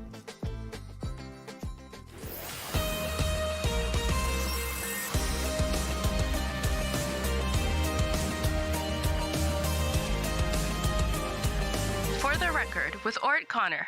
Good morning and welcome back to For the Record. In the studio with me this morning, Miss Dana Coleman and Mr. John Tibbetts. Caller, good morning. Welcome to For the Record. Good morning to you, Mr. O.C. Good morning. Good morning. Good morning to Mrs. Coleman and to Mr. Tibbetts. Hope you all are well. You too. The caller before me and I seem to have hit the same button at the same time in terms of feelings in regards to our response preparedness for not so much hurricane. We've done a very good job and had really great drill training prior to Ivan, and then Ivan itself happened and many others. We know what we need to do. We have flags, we have, that tells us what to do at certain phases. We got our radios, we can see it on TV, we can see it approaching. This whole entire thing regarding earthquakes and the threats surrounding that, or even any sort of major thing, I'm thinking of, God forbid, that South Sound incident that time with our fuel tanks and trying to get major notices out to people seems to be where I think we have some space for improvement. I hear Mrs. Coleman and our efforts in regard to interruption of things like cell phone and radio, but I recall specifically after that 2020 major earthquake, one of the things that we debated after that, or we went into consideration after that, was how do we make those mass messages happen? How do we get an immediate alert? Because we know that unlike a hurricane, which we can see coming, an earthquake with the tsunami possibility, the message has to be instantaneous. It has to be, everybody has to hear it in order for there to be the possibility of not losing many lives, or as least as possible. Because let's just face it, and I'm going to come back to the point, let's just face it. I mean, the reality is if we're ever in that threat, unless you're in high ground in East End, and even then, depending on where that tsunami would be coming, because it doesn't have to be the whole entire island, it can be one particular area, it's going to impact every part of us. And so I think that caller raises a very good point, which is part of it. So there are two simple things in my mind, and I can't understand why we can't get it. An instantaneous system is what we talked about. Well, we don't have to reinvent the wheel. We talked about it. Instead, the government chose to go this way of technology. Instead of just simply blaring horns, we could put legislation around, because I remember one of the concerns were, well, when do we use it and who gets to use it? And we could put legislation around it. It's used for one specific event, and here's what it means. It means you are in imminent danger, you need to move and do whatever, depending on what that is. And I don't understand why that can't still be done. We have 5 districts on Grand Cayman. We have 2 smaller islands. 5 of those, 7 of those horns should be able to cover the entire country. And then that caller makes a very good point. We're lacking on what do people do. I know Ms. Coleman just addressed, talking about moving 200 students, but if parents, the reason why we had that is because parents were concerned about getting their children. But if they knew that the schools were going to drive to the next safest building and that was identified, he makes a very good point. And the point shouldn't be lost on us. We have tons of hotels. It's all about getting to higher ground. And I still believe that we're lacking in that area. We don't have a coordinated plan where people specifically know, even in districts. I just feel like we've done a very good job with hurricanes. We're still tinkering with how do we get messages. We know it's coming from Japan, as Ms. Coleman just reminded us, which is crazy to start with, but it is what it is. And to think that we're still trying to tinker with, we're going to interrupt the system. I mean, 5 horns would have done it. Mm-hmm. I don't know who didn't decide on doing that, but we did. Okay. And I just think we should redress it and really focus on what exactly those signals mean when they mean. That's all I want to share. Thank you very much, caller. We'll give our panel an opportunity to respond. Thank you, caller. I appreciate that. So one of the things, again, when you say horns, I assume you're meaning sirens. Yeah. Okay, so sirens, we've done a lot of work again of trying to identify what is the best way to get information out quickly. We worked with Orrett and a number of different stakeholders. In fact, Orrett wrote a great paper about 10 years ago on this very thing. Now, sirens, again, we've worked with regional partners on what those mean. The problem with sirens, again, we saw in BVI, we've seen it in other overseas territories, is that sirens, one, the biggest threat to their destruction, of course, is hurricanes and the wind, because they get blown down. But sirens, when we did an exercise about 6 years ago in BVI, the horns were just like the cruise ship horns. So the alert system, everyone was very confused as to what was an actual cruise ship horn and what was it was supposed to be a tsunami exercise. And of course, the maintenance on the sirens are very, very tricky and expensive. Now, don't get me wrong, I do think sirens are very, very good for very high-risk areas. And we have worked, and we're still working with our partners on South Church Street, gas and fuel terminals, because I do think sirens can really help there with the sort of evacuation and so forth. And then that would be solely specifically for a spill or a fire or so forth. The cellular broadcast is something we're working towards. So, as I say, the phase 1, phase 2, phase 2.5 is the SMS, but the cellular broadcast is our ultimate gold star. Unfortunately, again, it's not quite as simple. There's a lot of technical infrastructure changes that need to happen. But again, that is one of our biggest priorities and has been for the last year and a half, to make sure that is, again, that will be brilliant for the Cayman Islands. Mm-hmm. And we really do need the cellular broadcast. We're strong believers of that. But again, the other methods like the sirens, there are a lot of complications around that. So it's not quite as simple as people may think. In regards to the schools, going back to that again, we've worked in the last 5-6 years with the Ministry of Education to make sure that it's mandatory for every school to give us their tsunami evacuation plan and their general risk plan so we can respond to them. So the schools are actually really getting it now. Their response, what we've seen in the last few years, is brilliant. Even in the drills, they know what to do. We've met with the PTAs of a number of schools to make sure the parents understand that the schools know what to do. Mm. We're constantly telling the parents to make sure that they know what the plan looks like, so they're comfortable that if there is an earthquake, they don't get in their car and go rescue their child, or seemingly rescue their child and put themselves at risk. So a lot of work has been going on that for years and years and years now. But again, it's not safe to assume that everyone should just get in a bus and go to a hotel, because that doesn't work. We just don't have the time for that in a number of these kind of situations. Yeah, can I just back up John. Danny on this? And just to say this, responses to tsunamis are a completely different ballgame than a hurricane. Okay? In reality, with a tsunami, a lot of times you may not have the time to sit down and wait for hazards management to put out a warning. Mm-hmm. Okay?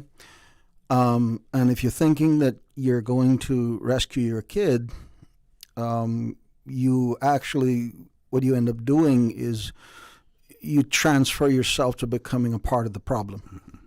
Okay? Because we've seen in the past when we've had some of these tsunami warnings, the roads get all packed up. Emergency vehicles can't get through. And guess what?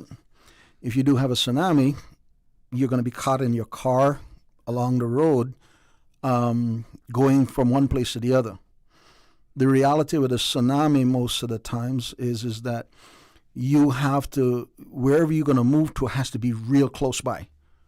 You don't have time to go all the way out in the East End and get up on that highland. You just don't have that kind of time most of the situations. The other thing is that there's a degree of uncertainty with the science. Okay? How the Pacific Tsunami Warning Center works is simply this. If an earthquake occurs, they assume a tsunami until they can get information that says there hasn't been a tsunami. Mm-hmm. The big one that we had in 2020, was it? Mm-hmm. Yeah. I was actually overseas for that. And we look at it and we go, well, we didn't get a tsunami. Did you? Because I believe we got a 13-inch reading on a tsunami center, tsunami equipment in the harbor. So you did have a displacement of water. Okay? It just was not a large one. The power of John's voice. The patriarch of weather has his own themed jingle. I'd say also, and I've been at international meetings where they've discussed things about the sirens. And generally speaking, the way they operate, the countries that implement sirens are in areas in which there's a tremendous deal of activity with earthquakes. But they're not just earthquakes, they're also in an area in which the geology determines that if you get an earthquake, there's a strong chance it's going to be a tsunami. And I think that's a great point, John, because at the end of the day, the probability of having a tsunami in the Cayman Islands is very, very low. Okay. So I don't want people to hear this message and think, oh my goodness, we have a really big chance. It's not. There's a very, very small probability of a tsunami here in the Cayman Islands, and that's what our evidence has suggested. We've done a lot of work on modelling with NOAA on this. So again, we want to make sure our education is based on evidence. Our decisions are based on evidence. And again, I think it's just being aware of how to respond if you feel a large earthquake. The dynamic nature of the risk landscape is forever changing. Cyber issues now are becoming a big issue. Mm-hmm. One of the issues we had last week with the earthquake is because so many people flooded to our website, it thought it was a cyber issue. Wow. So, we've got to be aware that the world is a very different place from what it was 20 years ago in Ivan. Even from a hurricane risk perspective, we have new risks. We have a much bigger population. We have much more building infrastructure, much more concrete. A lot of people transitory in and out, so they don't know the risk of hurricanes. So yes, we have a blueprint for hurricanes, but the blueprint for hurricanes today is very different from what it was 22 years ago. We have a much more oil tankers going past us all the time nowadays, and much more aviation potential issues. So that, our hazard risk landscape is pretty wide around the world. Yep. You see supply chain issues and food supply issues in Qatar recently, war breaking out.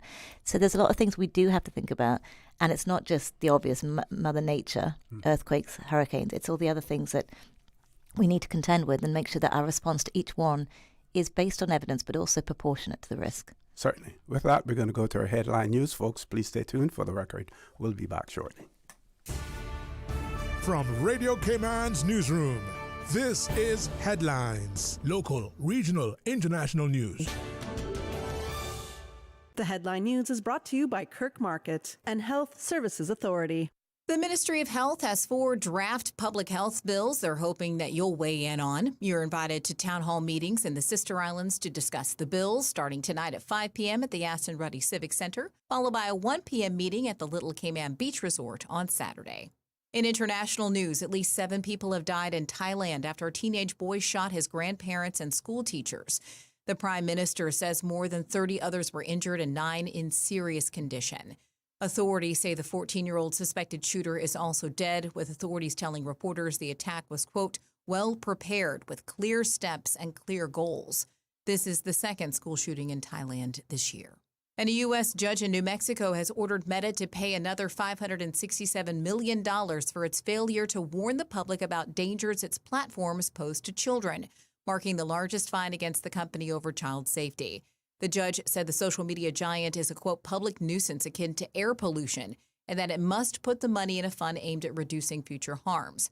Thursday's ruling is in addition to $375 million in fines Meta was already ordered to pay in the case, for a total of $952 million. The judge compared Meta to a factory with advertising and content as its product, and the, quote, psychological harm and sexual exploitation of children to be the pollution that must be abated. Meta says it plans to appeal the cases. It's the first time that a state has successfully sued Meta over child safety issues. Those are your headlines. I'm Karsley Fuller. Radio Cayman. More news available at www.radiocayman.gov.ky. Check out our social media pages: Facebook, YouTube, X, formerly Twitter, Radio Cayman Headline News.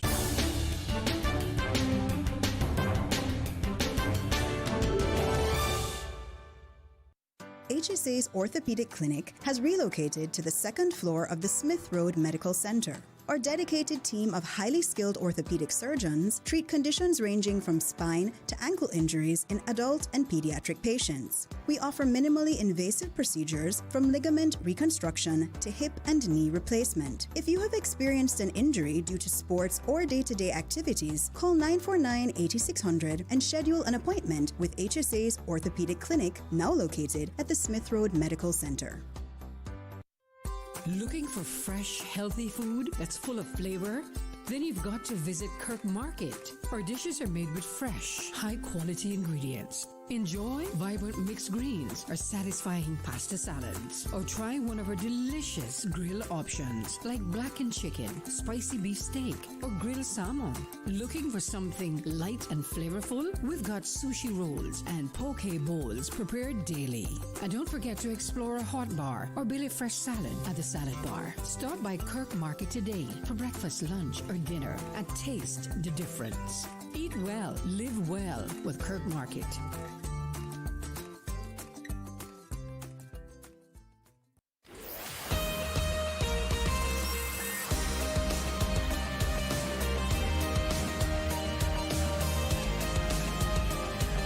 For the Record with Orrett Connor. Good morning and welcome back to For the Record. In the studio with me, Miss Dana Coleman and Mr. John Tibbetts. We're going to switch gears a little bit and go back to hurricane. And there's this curiosity.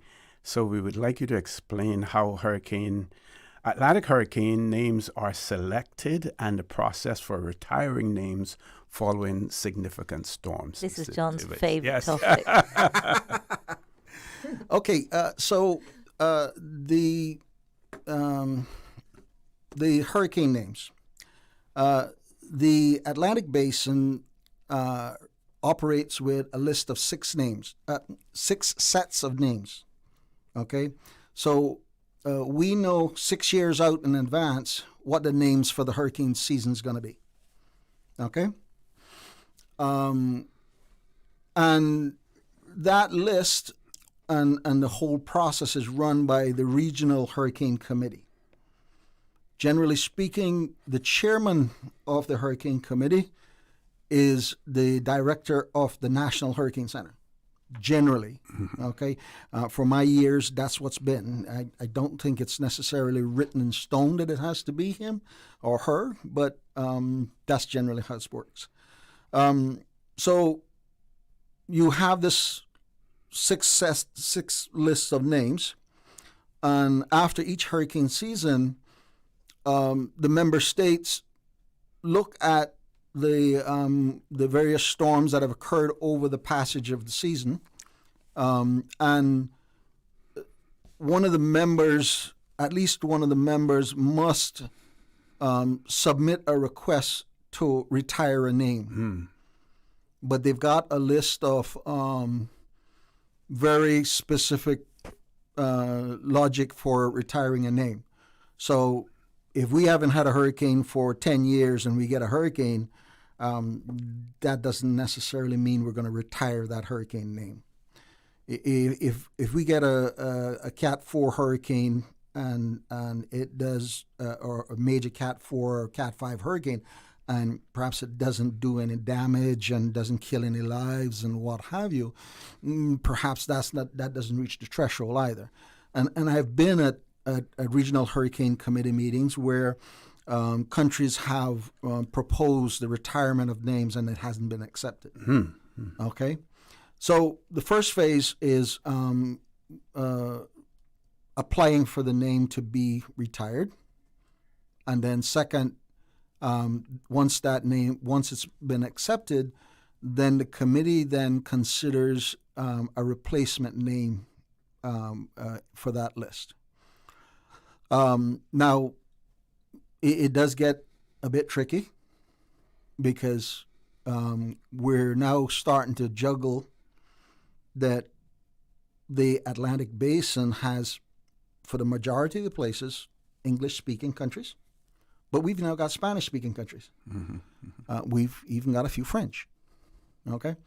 And so choosing the names have to be extremely careful because they want to make sure that no matter which country is talking about a storm, they know that we're talking about that storm. Okay, it's not two different storms. Okay, so that's basically how the hurricane names are retired and then replaced.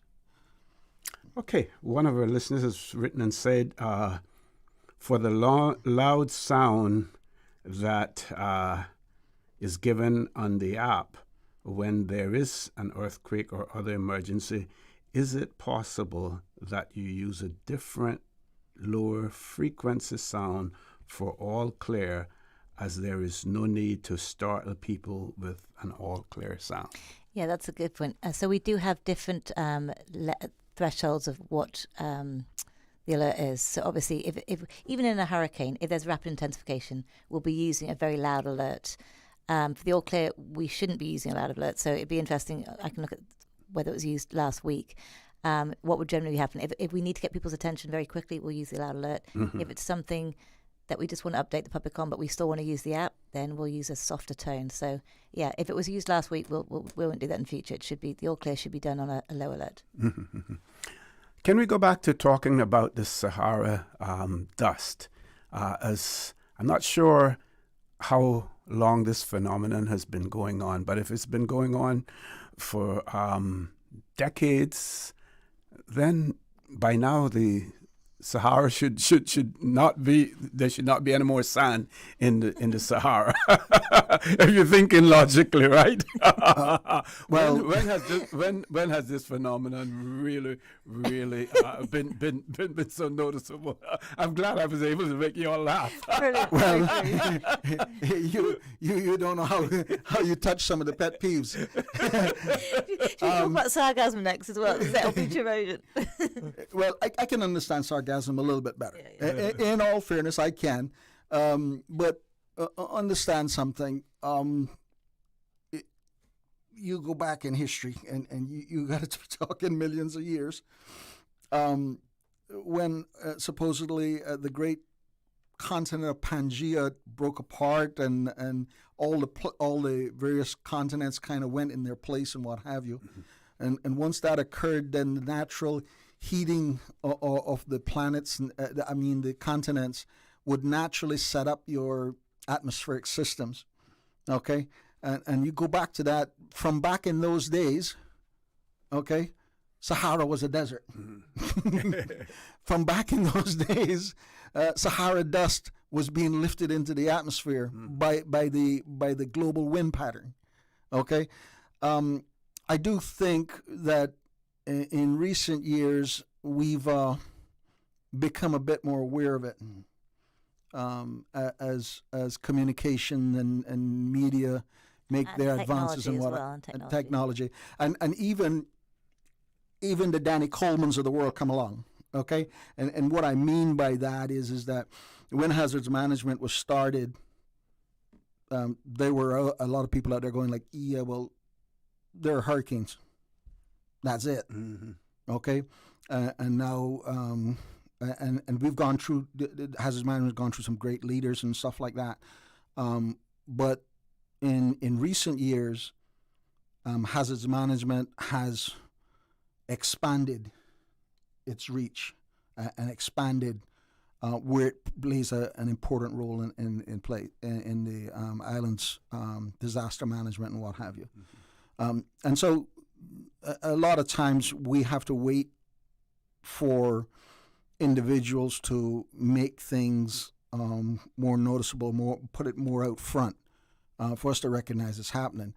But we in meteorology, we have a same question with the El Nino and La Nina cycle, because really and truly, I remember when I first started working in weather, we may have talked about El Nino and La Nina in the scientific circles and stuff like that, but it wasn't too much on our radio stations or in local communications and what have you.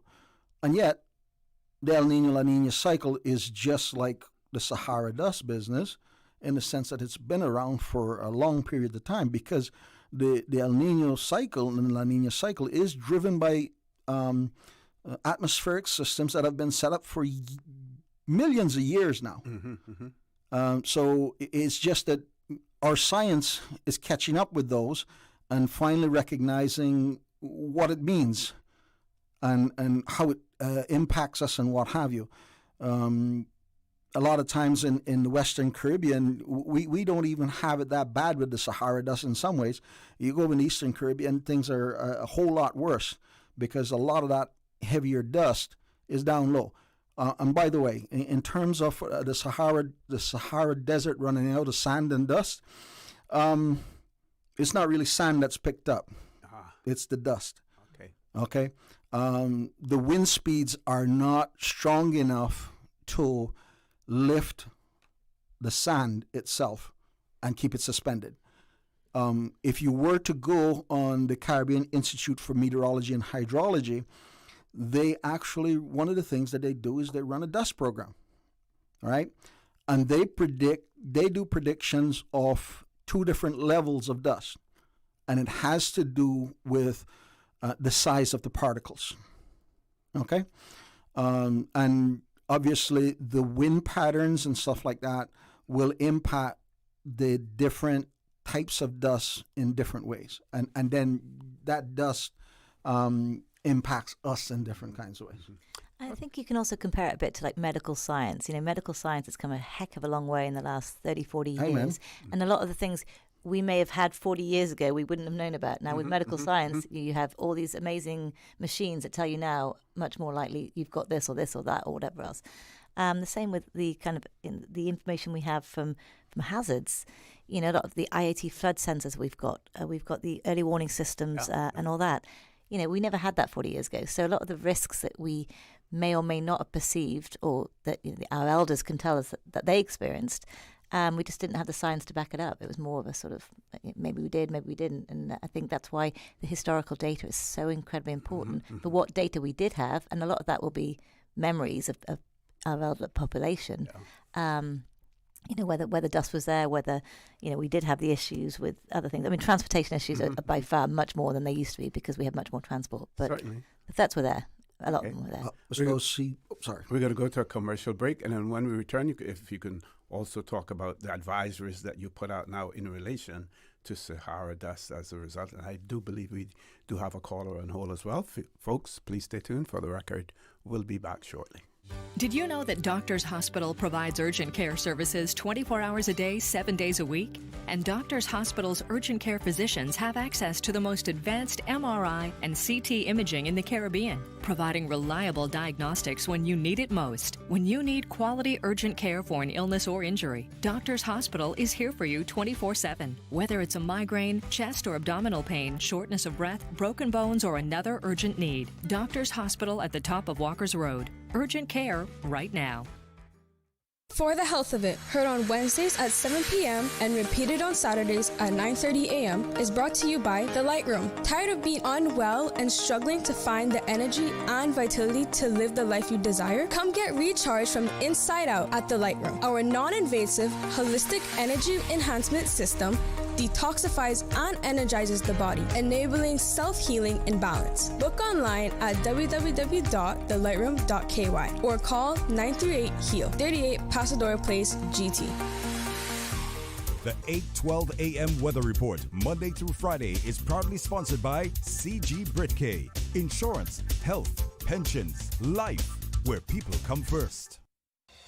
Housing in the Cayman Islands affects families, renters, first-time buyers, seniors, and vulnerable residents. The Cayman Islands Public and Affordable Housing Policy and 10-year strategic plan provide a coordinated framework to improve housing access, increase supply, and guide phased implementation over time. Public presentations are being developed and will provide opportunities for the community to learn more about the policy and plan. Learn more and get the facts at gov.ky/housing plan. A message from the Ministry of Planning, Lands, Agriculture, Housing, and Infrastructure.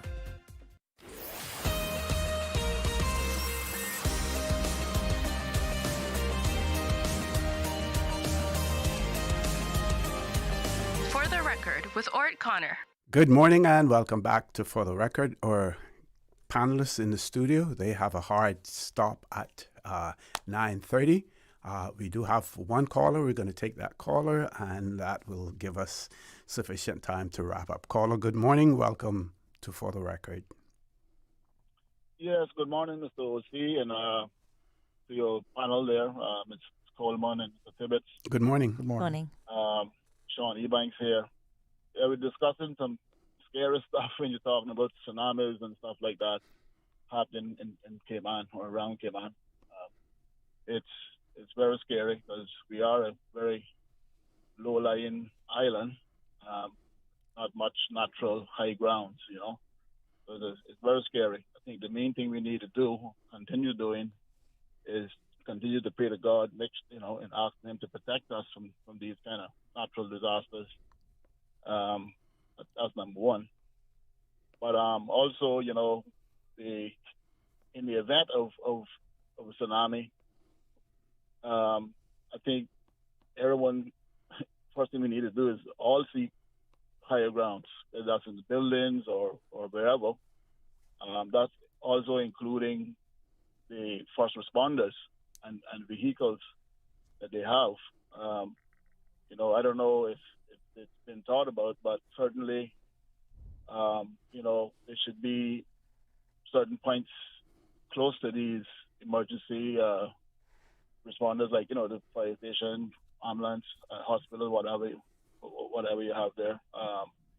Higher grounds made for them to take their vehicles and everything, to keep them safe until it's kind of over. Mind you, if we do get a tsunami here, I think it will be, a lot of damage done. We see what storm surge does, during a hurricane. So I think everyone needs there should be some government should be looking at plans to either build some higher grounds close to the emergency responders, and then obviously we also need to look at, if we do get one, obviously we need the responding vehicles and stuff like that need to be able to get out to people afterwards, so we don't need everything washed away and then there's nowhere to respond, so that's very important to think about. Also with the sirens, I think that is very much needed. And it can't be the same kind of sounding siren as a emergency vehicle, because people would think, well, that's a fire truck coming up the road or whatever. So that siren sound need to be defined. It need to be a certain sound, that people know exactly what it is, So that's a couple of points for us to ponder on, and hope that the powers to be can look at these things and try to make some plans, because weather patterns are changing all over the world. We just had a what I call a tornado down at the Grand Cayman holiday a couple of days ago. So these things happen. A tsunami happens very quickly. I mean, you don't have much time. Certainly, I think the first thing to do is everybody to seek higher ground, whether it's in buildings or some land, some part of the land or whatever. But very scary to think about these things. So number one thing to do is for us to all continue to pray to God to keep us safe from these kind of things. All right? So, thank you very much. Thank you, Mr. Ebanks. Again, I just want to reiterate, the time frame we're talking about here. There really is no time to be moving trucks or any of the above. You have to sort of shelter in place. Again, that's assuming you're in a structurally sound building. If the building is crumbling, then of course you need to get out. Mm-hmm. But the building codes in Cayman are so good that actually, staying in a building till the after all clear and leaving anything outside that you need to leave. Again, it's just so important. If you're in a car, obviously you keep your seatbelt on, you pull over and you put your hazard lights on. If you're in a bed, just put your duvet cover over your head or your pillow over your head. And we have all that information on our website. We do have an earthquake plan. We have a tsunami plan. But again, I just think it's really important to people to realize that the chance of having a very strong tsunami, which are very, very small, but you would have most likely gone through a very, very strong earthquake beforehand. And again, you're going to be shaken up. It's a very disorientating thing in the first place. So I think we have to be aware that people are not going to act rationally in the aftermath if there's a tsunami coming and having had a big earthquake. But also, like any storm, every earthquake is different. It might be a different depth, it might be a different distance from the Cayman Islands, it might impact the sister islands more than it impacts the Grand Cayman, for example. So I think it's understanding that knowledge is power here, knowing what to do, practicing with your family. What would you do if an earthquake hit and you couldn't find the family? What do you do as a family? There's so much we can do in our own role as civilians of the Cayman Islands to make sure that we are well versed as to how to respond to any eventuality. And again, like anything, these events don't usually happen from 9 till 5 in the daytime. Yeah, when they do, yes. for us, it's much easier because we can do all our alerts together in one room. But just know, again, you could be anywhere in the Cayman Islands. If you're on the coast, obviously you need to get up and in as much as you can. But time is of the essence in a lot of these things. And you might have 3 minutes to do. What would you do in 3 minutes? Yeah. And it may be a situation where you're in your home, and that home is a one-story building when it occurs, or it may occur when you're at work, where you're in a multi-story, and your postulus, or your response is going to be completely different. Yeah, 100% different. Or you might be in your bed sleeping. Yeah. I would say, there's a lot of conceptions going on about tsunamis and what have you. When we're dealing with hurricanes, we talk about having your own personal plan. Okay? And just like with hurricanes, with tsunamis, you need to have the personal plan. Okay? If you're in a house that is not very strong, but you're living next door someplace that's got itself a nice large building that you can go up multiple stories and what have you, perhaps you need to find out some things about that building and see if there's an ability for you to go into that. I mean, we're talking about Cayman and all this kind of stuff, and people will go out of their way to help each other and stuff like that. So I'm sure that things can be worked out and what have you.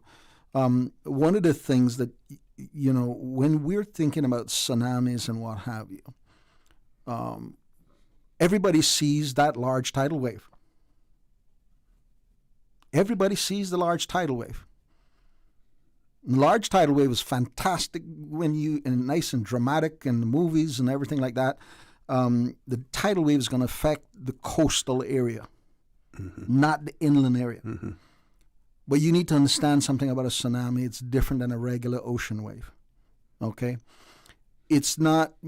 Go to 7 Mile Beach and just watch the wave action. The wave crashes. As the wave comes in, the depth increases, and then the wave crashes, goes in, comes back out, and goes back out to sea. That's not how a tsunami works. A tsunami is essentially a slab of water coming at you, okay? And it's coming at you fast, okay? 1 minute you're going to be on the south coast of Grand Cayman. Next minute you're out in the North Sea. Okay, because one of the big, huge damaging impacts of a tsunami is the speed of the water moving across the islands. All right? So, number one, must have your personal plan. That personal plan includes getting to a higher building or higher location that's somewhere very nearby. Thank you. I was just going to throw that in there, John. Yep. And it's true, again, there's personal responsibility on everyone to understand what the risk is for them, be it a hurricane, be it an aviation incident, be it an earthquake. What does this mean to you? What does it mean to your specific family needs? We always say for hurricanes, make sure you have a family kit and a plan that's specific to your family needs. You may have elders, you may have children, you may have special needs that you need to cater for. So make sure whatever your plan looks like for any hazard, it's suitable for you and your environment. And again, that's your neighbours and everything else. And again, we have so much information on our website, caymanprepared.ky. That's literally all plan, all hazard guide as to this is a framework. Now, what does it mean to you as a family and your community? Excellent. Those are good closing comments right there, Danny, on that. Again, so much information, on our website. And, like you said, have your own personal plan. The same way that you prepare that shopping list, to go shopping, you should have your preparations made in terms of emergencies as well. I want to thank both of you. I know both of you have to leave at this point in time. We're going to take a commercial break, folks. When we return, I'm going to talk, since we started out the show this morning talking about agriculture. I found an article yesterday in the Jamaica Observer where Jamaica has planted over 100 Kenyan Wambugu, I think it's called Wambugu, apple trees in import substitution drive. So I'm going to talk about that particular story and what we here in the Cayman Islands need to do, as far as trying to be as self-sufficient as possible. Do we continue to rely on the traditional fruits that we have in the Cayman Islands, or do we look at importing more varieties, which means that we could reduce our reliance on imported foods as well? With that, folks, we're going to take a commercial break. Please stay tuned for the record. We'll be back shortly. My mom's a superhero. She always knows what to do when I feel icky. Yesterday, we went to West Bay Pharmacy, and they had everything she needed. Medicine, my favorite Band-Aids with dinosaurs, and even flavored vitamins. Mom says they keep our family healthy. I think they're magic. But don't tell anyone. I think superhero shop at West Bay Pharmacy. West Bay Pharmacy, where the superheroes shop. West Bay Pharmacy and Centennial Towers. Convenient quality care is just around the corner. Did you know that you can send money transfers to financial institutions anywhere in Jamaica with JN Money? You mean I can send money straight to my account and cut out the middleman? Yes, that's exactly what I mean. You send your own money to your own account, giving you peace of mind that the money is in your account. JN Money Transfers to Financial Institution is another convenient service offered by JN Money. You can have this done from any JN Money location. Deposit your money straight to your account without the hassle of asking someone to do it for you. JN Money Transfers to Financial Institutions, making life easier. Hello, Cayman. I am Renee Margaret Bryan, your contestant number 1. I am a dedicated student athlete, 17 years old, and proud to represent my home and our capital, Georgetown. I'm proudly sponsored by Smoothie King, and in this year's pageant, my platform is youth sports and athletics, because I believe sports build discipline, confidence, and leadership. Through my initiative, More Than an Athlete, I aim to educate my community on the benefits of sports, teach the youth faith through athletics, and create a scholarship fund for a deserving Caymanian athlete pursuing advanced training abroad. By investing in our young athletes today, we help build confident leaders for tomorrow. Thank you, Cayman, and I can't wait for this journey to unfold.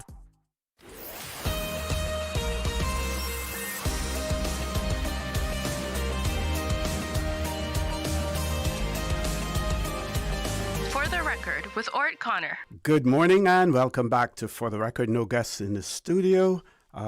Just reminders as well that today, is it today? Yeah, Friday, August the 7th, from 10 a.m. until 2 p.m., there will be the fish fry at the agriculture ground. So do not forget, that's taking place today.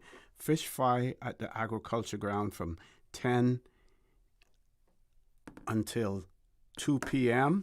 And what will be on sale, mahi and fritters, whole snapper and fritters, chicken tenders and fries, chicken wings and fries, corn on the cob, plantain, coleslaw as well. So don't forget the fish fry taking place today at the agriculture grounds, at the Stacey Watler Agriculture Ground as well. I need to find one birthday shout out that I should have done and I didn't do it.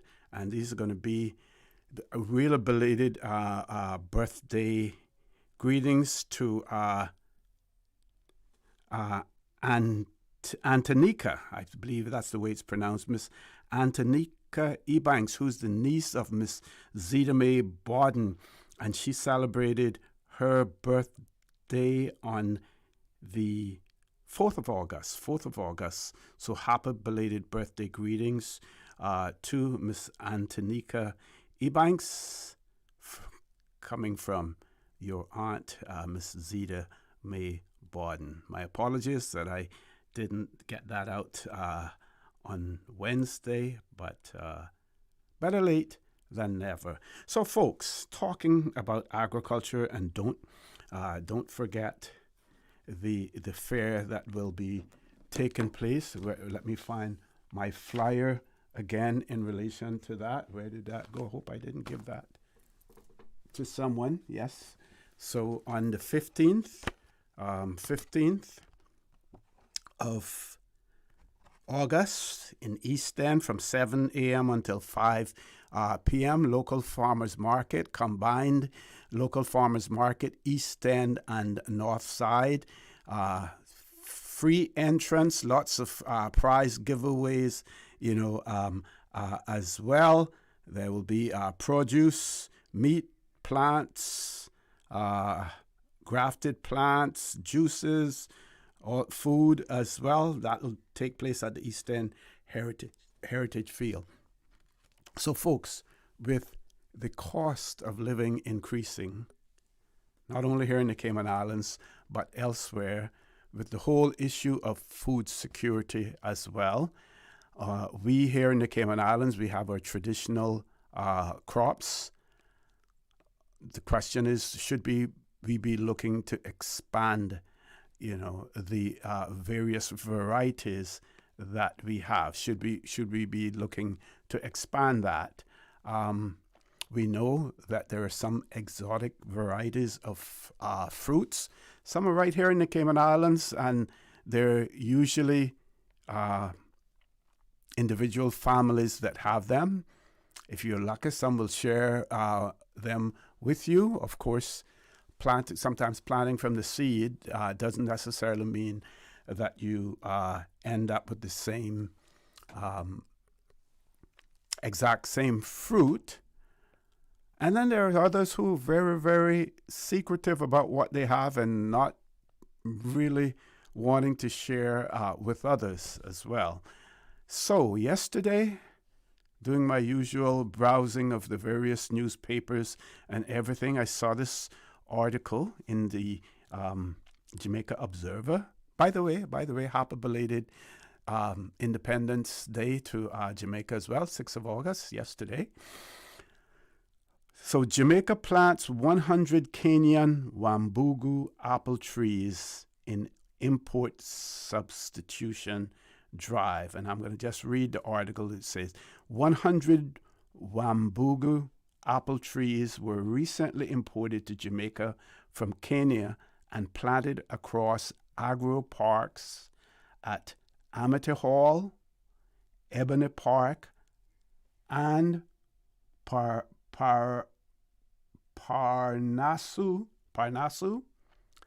as the Caribbean island steps up its program to support import substitution of apples and to diversify the earning potential of farmers. Minister of Agriculture, Fisheries and Mining Floyd Green made the announcement at the 72nd staging of the annual Denby Agricultural, Industrial and Food Show in Clarendon last weekend. And I normally, Cayman will send a delegation to that show.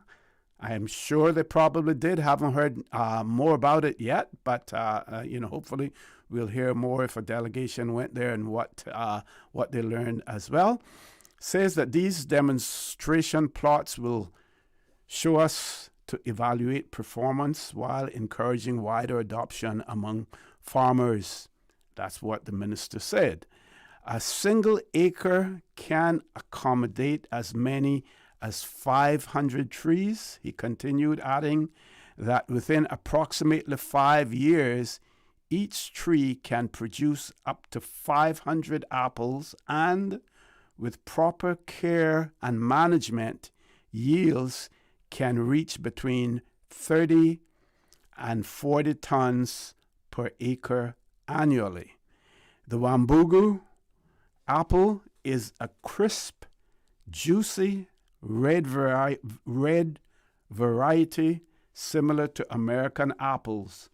It was developed by Kenyan farmer Peter Wambugu to grow in warmer tropical climates, which makes it suitable for Jamaica. And if it's suitable for Jamaica, should be suitable for Cayman, I would imagine, just my lay person's view on it.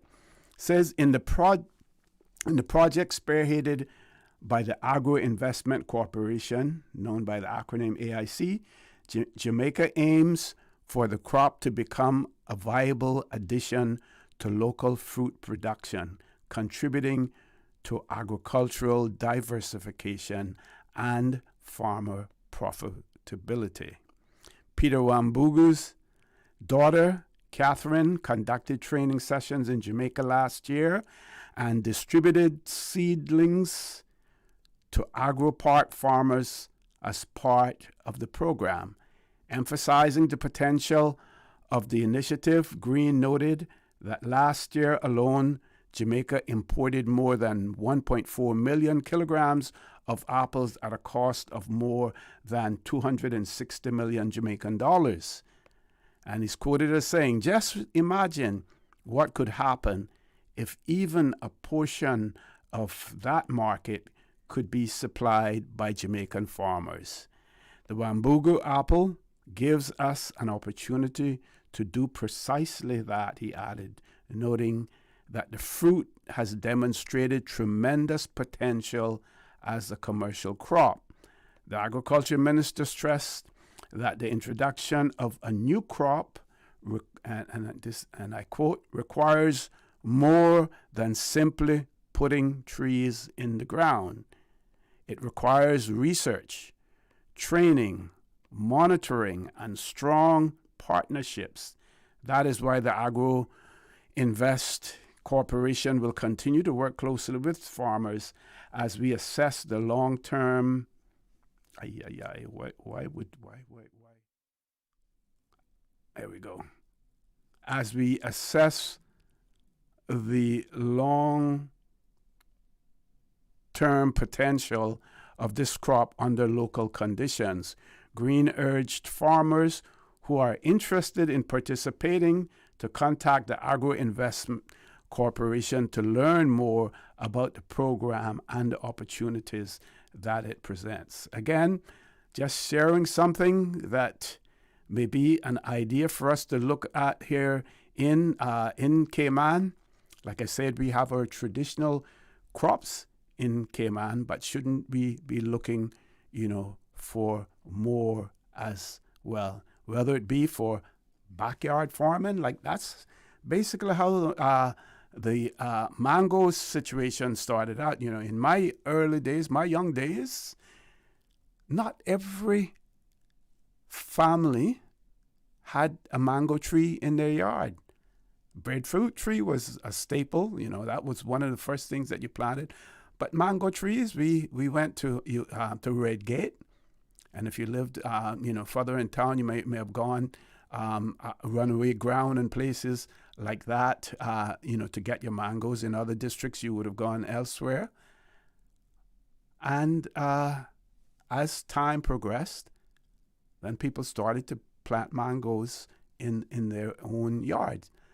This is one of the things that we could look at as well. I try to get as many a variety, as possible, of fruit trees, as well.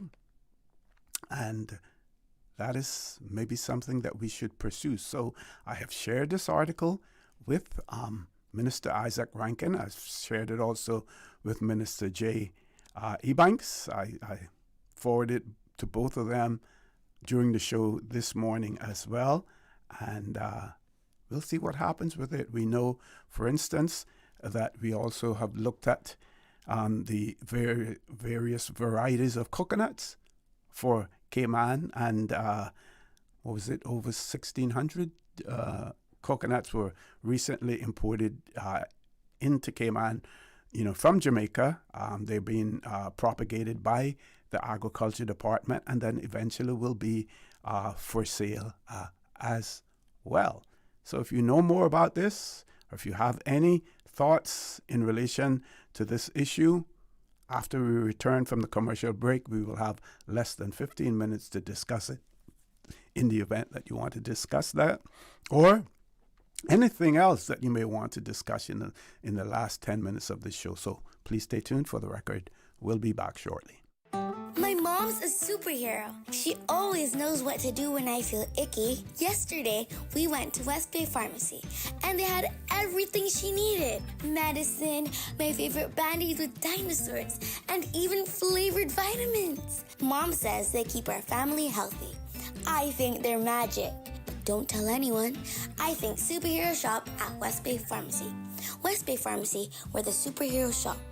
West Bay Pharmacy and Centennial Towers. Convenient quality care is just around the corner. Looking for fresh, healthy food that's full of flavor?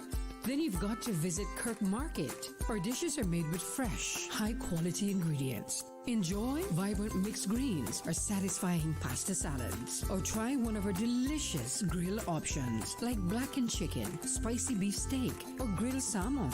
Looking for something light and flavorful? We've got sushi rolls and poke bowls prepared daily. And don't forget to explore a hot bar or Billy Fresh salad at the salad bar. Stop by Kirk Market today for breakfast, lunch, or dinner and taste the difference. Eat well, live well with Kirk Market. Cineco's parametric insurance after hurricanes is now available for motor policies. Fixed automatic payouts cover incidental vehicle expenses like fuel, cleanup, and minor repairs. No claims, no damage required. $200 for comprehensive policies or $100 for third-party policies. Available exclusively through Cineco and included with all new motor insurance policies and upon renewal for current policies. Visit Cineco.ky today. Cineco, keeping Cayman covered. Happy 50th anniversary Radio Cayman. What an enormous legacy that has been made by Radio Cayman. God bless all of the employees, past and present, that have made Radio Cayman special. So as we celebrate this 50th anniversary, as we celebrate improvements and renovations to Radio Cayman, let's be thankful for the first 50 years, and Lord willing, ingenuity willing, collaboration willing, another 50 for Radio Cayman. Happy anniversary.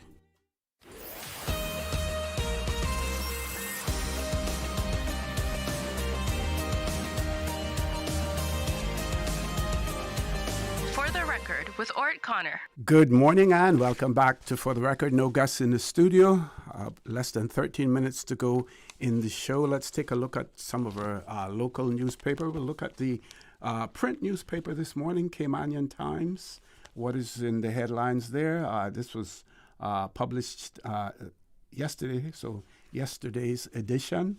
New Royal Cayman Islands Police Service Deputy Commissioner and Assistant Commissioner appointed. Congratulations to them as well. Government Insurance Fund set for digital transformation. CARICOM considers a regional stock market. What else? Sorry, Miss Susan, about the pages. Hearing the pages, we know I'm committing, one of the cardinal sins of radio. You shouldn't hear the paper.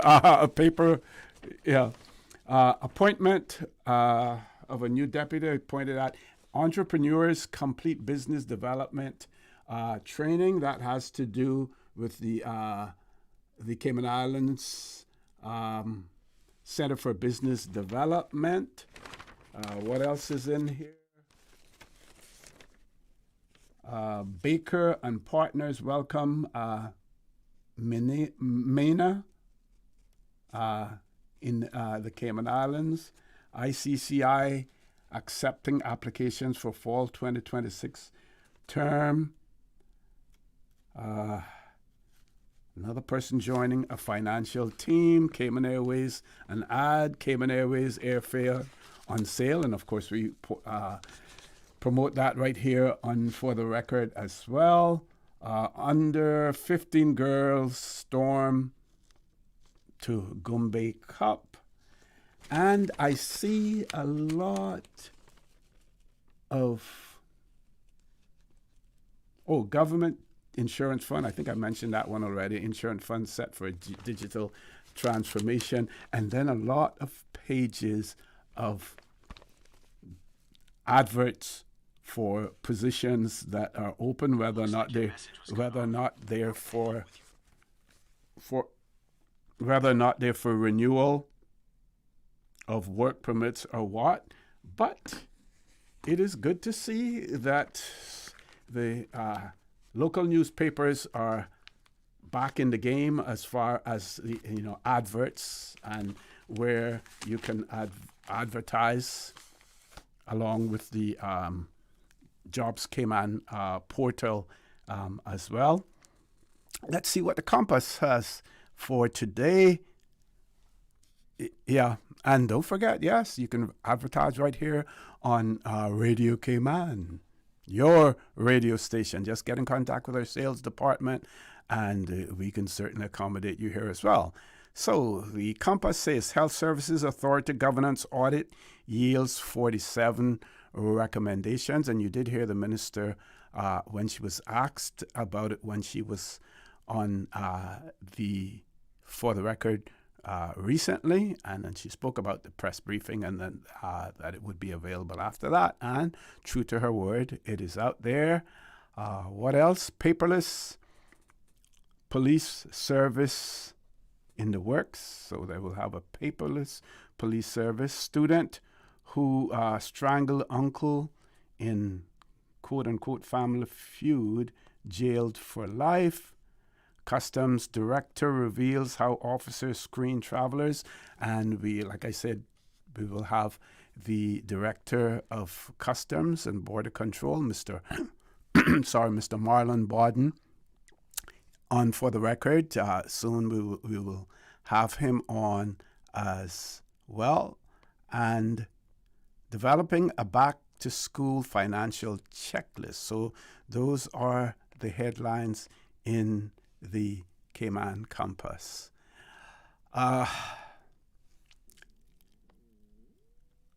Thinking about, well, should I do this after? Yeah. The Office of the Director of Public Prosecutions continues to be in the spotlight, more so on social media and on some electronic news services as opposed to the print one. Whether or not the focus is on the DPP, and I shouldn't say that the focus is on them because they do report about other issues as well. But the Office of the DPP and their missteps continue to feature prominently on these sites as well, and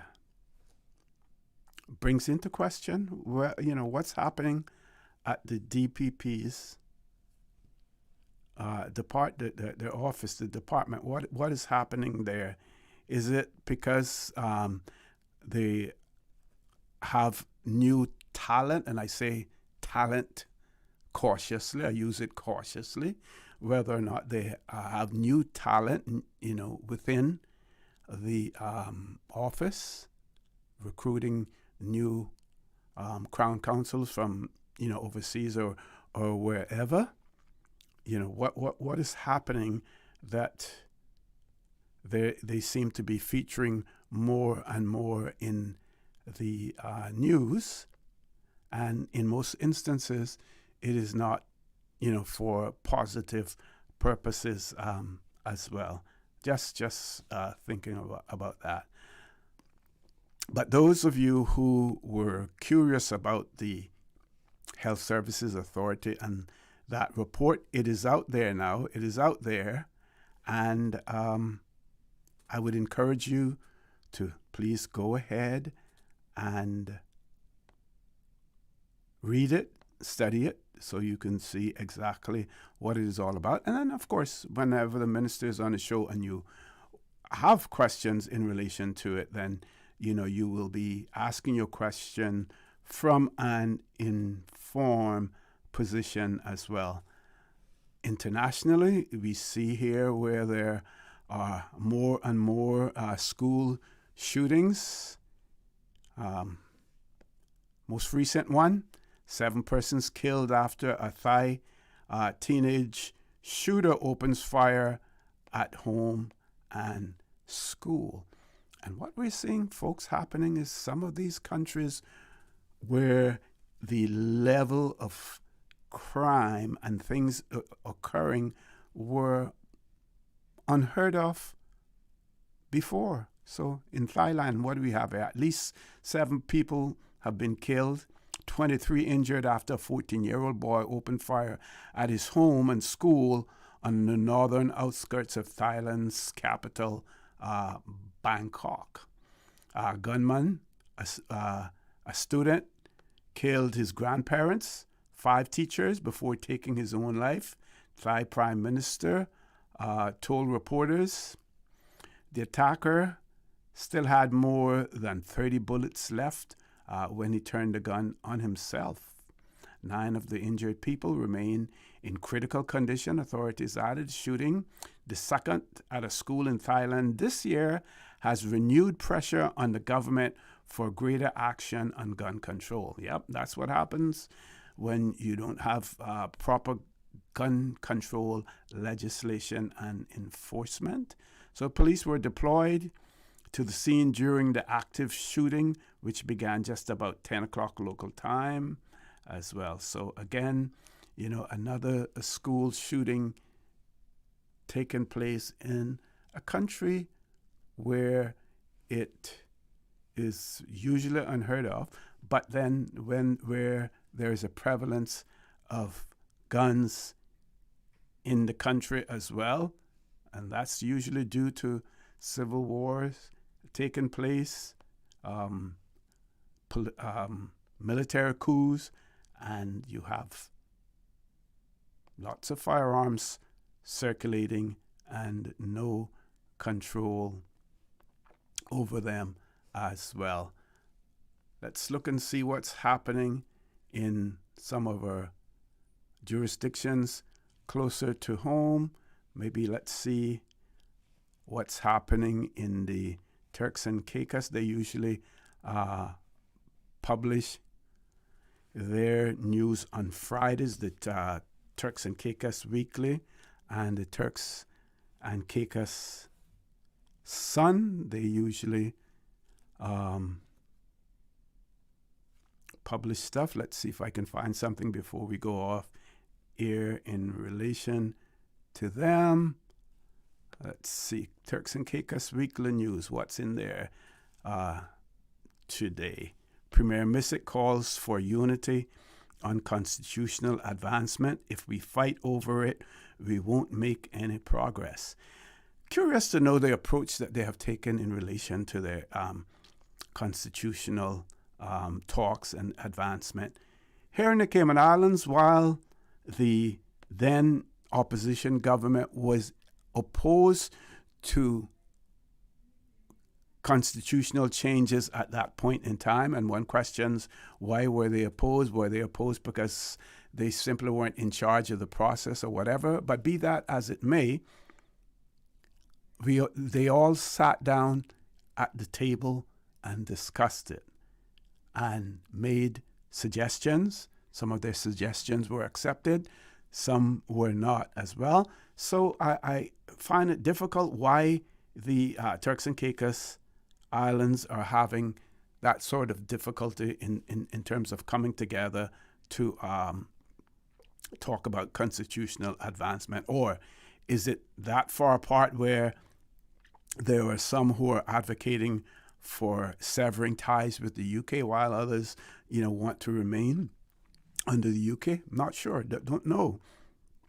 But it seems as if, there's a rift there between the government and the opposition as far as their talks on constitutional advancement is concerned. Is there anything else?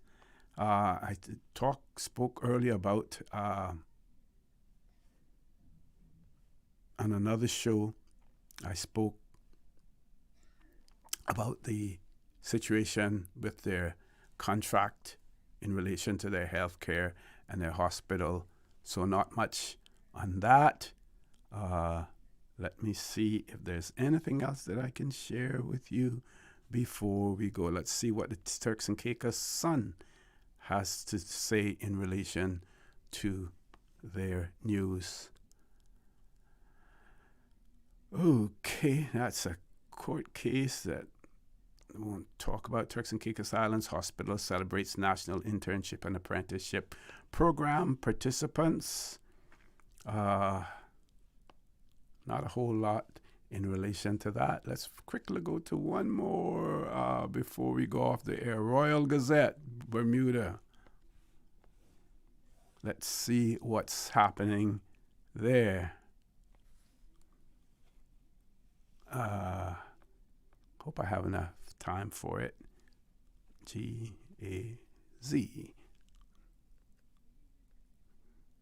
Royal Gazette, Bermuda newspaper.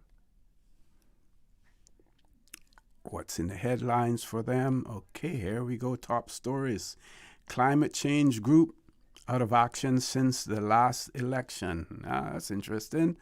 Some people will just take up a topic, an issue, and pursue it during the election period, and then after that, you don't hear a whole lot about it. I was thinking the same thing about some of the candidates in the last election here in the Cayman Islands who I thought had great potential in relation to their political careers if they continue to pursue it. Unfortunately, we don't hear a whole lot, from them now. And don't just wait to re-enter the stage,